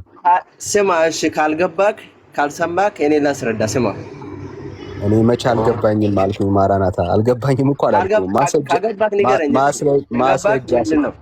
ማስረጃ ስጠኝ ያልኩት። የገባኝ ኦርቶዶክሳውያን ማርያምን ከፈጣሪ በታች ከፍጡራን በላይ ታደርጓታላችሁ፣ ግን ማስረጃ የለውም ለዚህ ትምህርት። ማስረጃ ካለ እሱ ማለት ምን ማለት ነው? ኦርቶዶክሳዊን እኛ እንደዚህ ስናደርግ ምን ማለታችን ነው? ምንም ከፈጣሪ በታች ከፍጡራን በላይ ነው ያደረጋችኋት። በቃ ይኸው ነው። ሌላ ምን ትርጉም የለውም። በምንም አድርጓት። ማስረጃ ወደ ማስረጃው ግባ። ስማ የመጀመሪያ ስማ አይዳኒ ያንተ ደግሞ ይለያል እኮ። ስማ እሺ መጀመሪያ ሀሳብ ስማኝ። ወደ ማስረጃው ከዳጊ ካላውራ ወይም ከኤርሚ ጋር ወይም ከዳጊ ካላውራ ከኔ ጋር ነው የምታወራው። ወደ ማስረጃው ግባ። እያስወራኝ አይደለማ። አንተ እኮ ጥያቄ ስለምትፈራ በመሃል ከጠየቁኝ መልስ እሰጣለሁ ምናምን ብለህ ስለ እንትን ግራ ስለምትጋባ ሰው አታስወራም። ዳኒ ወዳጅ አይዞህ ብራዘር። አሁን ወደ ማስረጃው ማልቀሱን ተወና ወደ ማስረጃው ግባ። ምን አልቀሳለሁ? ቅድም ኤርሚና አክሊሉ በስነስርዓት እያወሩ ነበረ፣ ሀሳቡ እየተረዳዱ ነበረ። አንተው ገባና እየበጠበጥክ ነው ቤቱን። ስለዚህ እኔ ሀሳቡ ተረዳና ማስረጃ ነው እየጠበቅን ያለ ነው ብራዘር። ማስረጃ ነው። ወደ ማስረጃው ግባ ብራዘር። ወደ ማስረጃው ግባ። ሀሳብ ለኔ ድስ ትሰጠኛለህ ዳኒ? ማስረጃ አስቀን ብዬ እየለመንኩ ነው ያለሁት። እስካሁን ድረስ ምንም ማስረጃ ማውራት አልቻልክም እና ወደ ሀሳቡ ግባ። ማስረጃ ፕሊስ። የሉቃስ ወንጌል ምዕራፍ 1 ቁጥር 43 አንብበሽ። እሺ እንደሱ አየህ። አሁን ጀመርክ ማለት ነው ወሬ። የሚገርም ነው። እሺ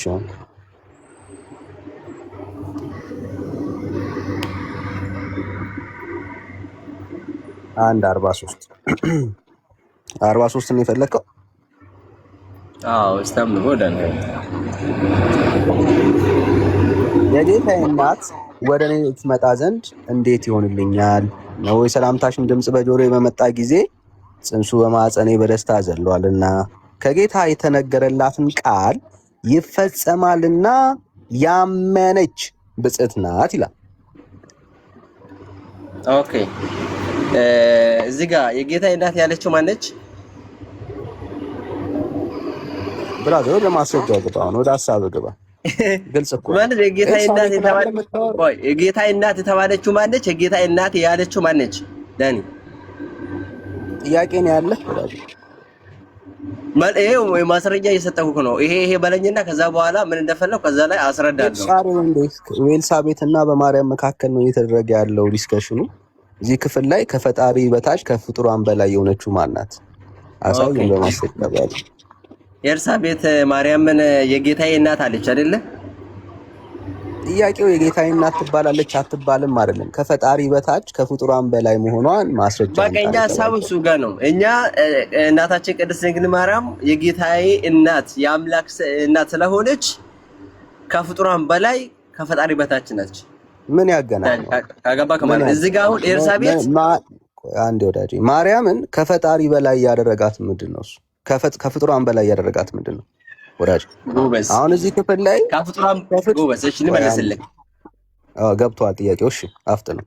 እሺ ከፍጡራን በላይ ያደረጋት ምንድን ነው አልከኝ? እሱ አምላክ መውለዷን አምላክ በድንግልና ጸንታ በድንግልና መውለዷን ከፍጡራን በላይ ያደርጋታል። ማስረጃ አንተ ማስረጃ ይሄው የጌታዬ እናት የተባለችው መጽሐፍ ቅዱስ ላይ እሷ ነች እንዴ ወዳጄ። ይሄ እኮ ታዲያ የጌታ እናት መሆኗን ነው እንጂ የተናገረው ከፈጣሪ በላይ ናት አላለም። ከፍጡራን በላይ ናት አላለም። ከፈጣሪ በታች ናት አላለም። ኦኬ እያወራን ያለነው ማርያም ከፍጡራን በላይ ስለመሆኗ የቤተ ክርስቲያንን ቅዠት በማስረጃ አሳየን ነው የሚለው። የጌታ እናት መሆኗን አዎ እኛም እንመሰክራለን።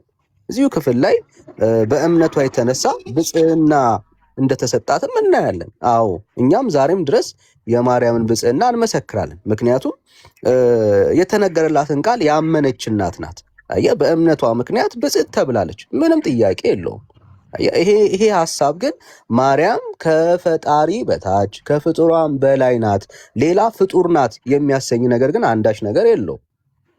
ከፈጣሪ በታች ከፍጡራን በላይ ነችም ተብሎ የተመሰከረላት የተነገረላት የተለየ ለማርያም የተሰጠ ሐሳብም የለም በእግዚአብሔር ቃል ውስጥ። የራስን ግምት ነው እያወራ ያለው። ለዚህ ነው እናንተ ናችሁ እንጂ የምትሏት ማርያምን መጽሐፍ ቅዱስ ከፈጣሪ በታች ከፍጡራን በላይ አድርጓት አያውቅም። ኦርቶዶክስ እና ያው ቅዠቷ ነው፣ የኦርቶዶክስ ቅዠት ነው እንጂ መጽሐፍ ቅዱስ ውስጥ የለም ይሄ ሐሳብ። ለዚህ ነው ይሄንን ቃል አንብበ እኛ አልናት ትለናል። አዎ እናንተ ናችሁ ያላችኋት፣ መጽሐፉ ግን አይላትም። ይሄ ማስረጃ ማምጣት ያቃተ ለዛ ነው። መጽሐፉ አይላትም። እደግምልሃለሁ፣ የእግዚአብሔር ቃል አንድም ቦታ ላይ ማርያም ከፍጡራን በላይ ከፈጣሪ በታች ናት አይልም። እንደዚህ አይነት ሐሳብም የለው። ኦርቶዶክስ ናት የምትለው አሁንም ሌላ ማስረጃ ካለ ጠብቃል። እሺ እኔ አንተ እንዳወራክ እኔን ስማኛው። እኛ ኦርቶዶክሳዊ የሆነን ቅድስት ድንግል ማርያምን ከፈጣሪ በታች ከፍጡራን በላይ የምንለው ከሰው መለያት ምንድነው? ፈጣሪ ስለወለደች የአምላክ እናት ስለሆነች መጽሐፍ ቅዱስ ላይ ከዚህ በኋላም ከዚህ በፊትም አምላክ የተወለደባት ንጽሕት ቅድስት የሆነች እናታችን ቅድስት ድንግል ማርያም ናት። ክብሯ ይሄ ነው። አምላክ መውለዷ ከፍጡራን በላይ ያረጋታል። ትውልድ ሁሉ ብፅዕት ይሉኛል ያለችው እሷ ነች። ስለዚህ ይሄ ማለት ምንድነው? ያመሰግኑኛል፣ ትውልዱ ያመሰግኑኛል ያለችው እናታችን ቅድስት ድንግል ማርያም ናት። ዳኒ እኛ ሰው በመሆና ሰው በመሆና የአዳም ዘር በመሆና እኛ ትበልጣለች ሳይሆን እሷም ሰው ነች፣ እኛም ሰው ነን። ግን ክብሯ ከኛ ይለያል፣ ከፍጡራን ይለያል ክብሯ። ምክንያቱም አምላክ ስለወለደች በድንግልና ጸንሳ በድንግልና ስለወለደች ይሄ ከፍጡራን በላይ ያረጋታል። ቅድም ኤርሚስ እንዳከፋይ እያወራ ያለው ግምት ነው። ቆይ ማስረጃ ላመጣልህ። ቆይ ቅድም ኤርሚ አንዴ ወዳጅ አንዴ ስታወራ ስለሰማው ግምት ነው አሁን የምታወራው። እኛ እያልክ ነው የምታወራው። አዎ እናንተ ናችሁ ያላችሁት፣ እኛም እያልን እኮ ያለነው እሱን ነው። መጽሐፍ ቅዱስ ግን አይላትም ነው እያልን ያለነው። ኦርቶዶክስ አዎ ልትቃዥ ትችላለች፣ ቤተ ክርስቲያን እንደዚህ ልታወራ ትችላለች። የእግዚአብሔር ቃል ግን አይላትም። ጌታችን ኢየሱስ ክርስቶስን አንዴ ወዳጅ ጌታችን ኢየሱስ ክርስቶስ ከድንግል ማርያም ነው የተወለደው፣ ምንም ጥያቄ የለውም። አዎ ከማርያም ነው የተወለደው። የጌታ እናት ናት። አዎ ምንም ጥያቄ የለውም። ይሄ ግን ማርያምን ከፍጡራን በላይ አያደርጋትም። ኖርማል ፍጡር ናት። ምንም የተለየ ነገር የለም በማርያም ሕይወት ውስጥ አለ የምትል ከሆነ ጥቅስ ጥቀስና አሳየን። እስካሁን ድረስ የሆነ ጥቅስ ጠቅሰ የማይገናኝ ሐሳብና ዶክትሪን ነው የምትመሰርተው። ሉቃስ 1 ምዕራፍ 43 አነበብኩ ቅድም 44 እስታም ቢዳኒ ቁጥር 44 እስታም ቢምስቲ እነሆ የሰላምታሽን ድምፅ በጆሮዬ ወንድምነት አንብበዋል። አየህ ሲጠፋው እነሱ ኦኬ እሺ ትሉዱሉ ብጽ ትሉኛል ያለችው ሚዩት አድርግ። እዚህ የምታዩ ሰዎች በሙሉ ኦርቶዶክሳውያኑ በጨለማው ዓለም ምን ያህል የውስጥ አይናቸው ብቻ አይደለም የስጋ አይናቸው ሁሉ እንኳን ጭምር እንዴት እንደታወረ መጥተው አይታችሁ ከሆነ አንብቡልን የሚሉት እነሱ አያነቡም። መጽሐፍ ቅዱስ ማንበብ እንዳታነቡ ተብለው የተረገሙ ይመስል ማለት ነው። እንዳታነቡ ተብለው የተወገዙ ይመስል አንብቡ ነው ብሎ የሚሉት ቁጭ ብለው ማለት ነው። ቅድም 43ኛውን አንብብልኝ ብሎ ሲለው እስከ ቁጥር 46 ድረስ ነው ወንድምነት፣ እስከ 45 ድረስ ነው ወንድምነት ያነበበለት። የምትመልሰው ስታጣ መልሰህ እንደገና አንብብልኝ አትበለው። 43ን አንብልኝ ስትለው እስከ 46 ነው ያነበበልህ። ስለዚህ መልስ የለህም ማለት ነው። ለአንተ በየደቂቃው ምንም እንኳን የአምላካችን የእግዚአብሔርን ቃል ማንበብ እኛ ብንወድም ልማዳችን እንደሆነ ብናውቅም ለአንተ ደጋግሞ ማንበቡ ለተጠየቀው ጥያቄ መልስ አጥጋቢ መልስ ልታመጣ አልቻልክም ማለት ነው። ካለ ግን አንድ የተነቦላል በተነበበልህ ቁጥር እንኳን 43 ላይ እንኳን ራሱ ሊያስረዳልህ አልቻለም። ስለዚህ አሁን የምትለው ነገር ካለ በለው እንጂ በየደቂቃው ይህን አንብቡልኝ ይህን አታንብቡልኝ ብለህ አትልም። ካነበብክ ራስህ አንብበው እዛ። ካልሆነ ግን አንድ የተነቦልሃል መልሱን ፈጠን አድርገህ ንገረን። እሺ ኤርሚ አመሰግናለሁ። አንደኛ አንተ ቅድም የተሳሳትከው ነገር ስላለ ሉቃስ ወንጌል ምዕራፍ 47 ቁጥር 48 ላይ ያነበብኩ እሱ ስህተት ስላለ አንደኛ እሱ ልንገር ብዬ ነው እኔ። ሁለተኛ ሉቃስ ወንጌል ምዕራፍ 1 ቆይ እንዴት እንደተሳሳት ልንገር። አሁን ያልከው ህዝብ እየሰማህ ሉቃስ ወንጌል መጽሐፍ ምዕራፍ 47 ቁጥር 48 አልክ የሚባል የለም። ሉቃስ ወንጌል 47 ምዕራፍ የለውም 24 ምዕራፍ ነው ያለው። ቀድም ያነበብኩ ሶሪ ምዕራፍ ከተሳሳትኩት ይቀርታል። ከዳኒ ጋር ጨርሱ። ቴንክ ዩ ከዳኒ ጋር ጨርሱ። ቴንክ ዩ ወንድምነት ከጨርሱ ይቀርታል።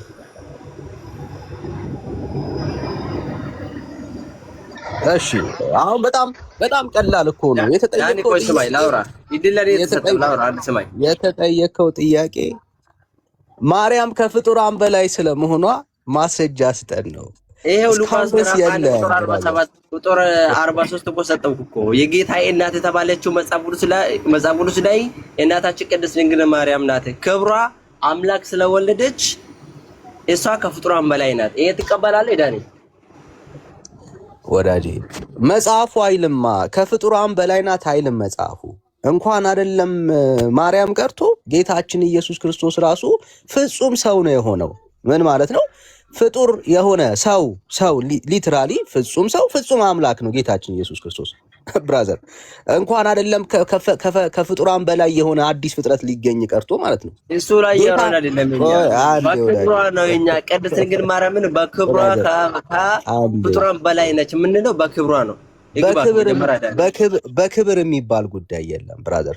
ፍጡር ነው ወዳጄ። ፍጡር ስለ ፍጡር ነው የምታወራው። ሌላ የተለየ ነገር ካለ አሁን ማስረጃ ማቅረብ ያለብህ አንተ ነህ አይደል? ጌታችን ኢየሱስ ክርስቶስ ራሱ ፍጹም ሰው ነው ፍጹም አምላክ ነው ብለን አለ የምንቀበለው። ማርያም ፍጹም ከሰውነት ወደ አምላክነት የምትለወጥበት ምንም ምክንያት የለም። ወደ ከፈጣሪነት የምትጠጋጋበት ምንም ነገር የለም።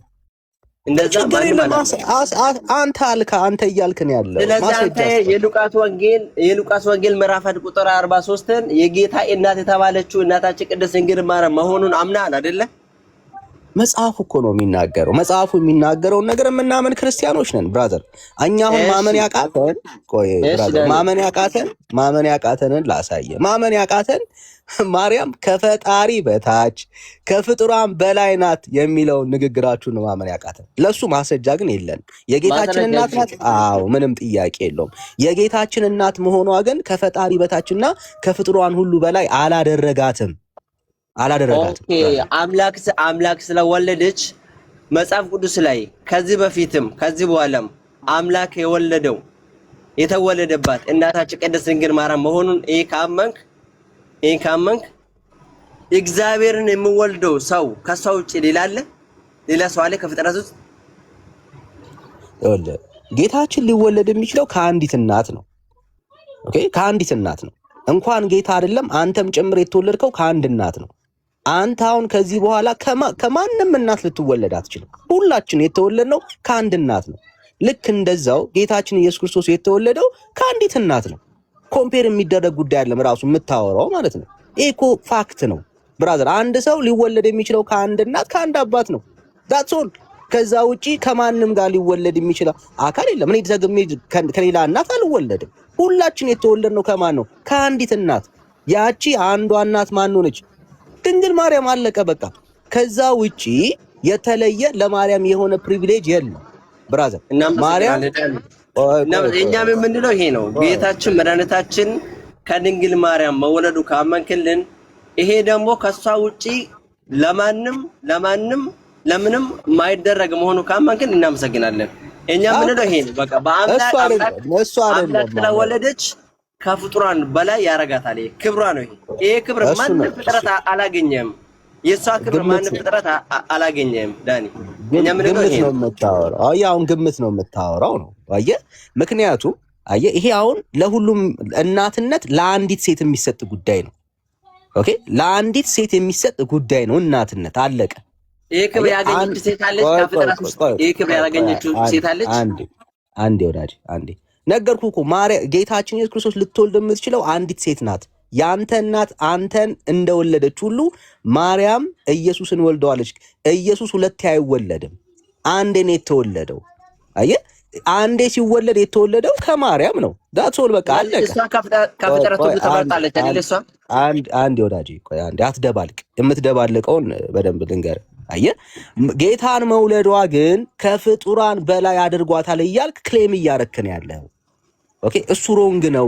መጽሐፍ ቅዱስ ጌታን መውለዷ ከፍጥረታት ሁሉ በላይ ከፈጣሪ በታች አላደረጋትም። የተለየ ፍጡር የለም። ሰው ከፍጡር በላይ ከሆነ በቃ ምንድነው እሱ ካልክ ፈጣሪ ነው ማለት ነው። አየህ፣ ይሄ መካከል የለም። ሰው ከፍጡር በላይ ነው ካልክ ፈጣሪ ነው ማለት ነው። ኦኬ፣ ከፍጡር በላይ ከፈጣሪ በታች የሚባል ማዕረግ የለም መጽሐፍ ቅዱስ ውስጥ። በቃ ሰው ከፍጡር በላይ ነው ካልክ በቃ ፈጣሪ ነው ማለት ነው እያልክ ያለው።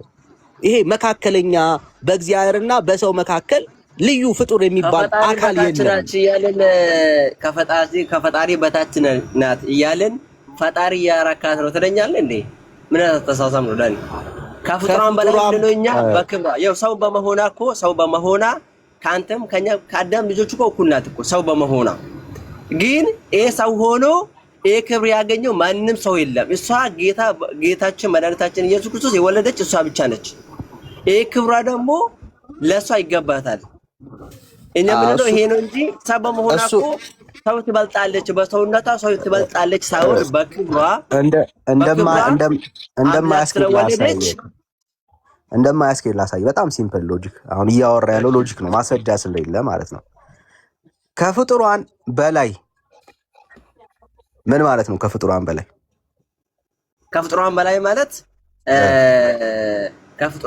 ማለት ክብሯ ማንም ፍጡር እንደሷ አላገኘም ማለት ነው። የምን ክብር? ያው ነው የተናገረው። አምላክ መውለድ አይከብር፣ ይሄ ክብሯ ነው። አምላክ በስጋ መውለድ ነው፣ ይሄ ክብሯ ነው። እሺ፣ ይሄ ክብር ነው የሚል ማስረጃ እስቲ እንደሱ እናድርገው።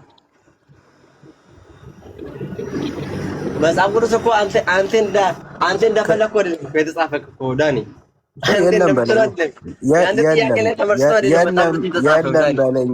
የለም በለኝ ይቅርታ ወንድማችን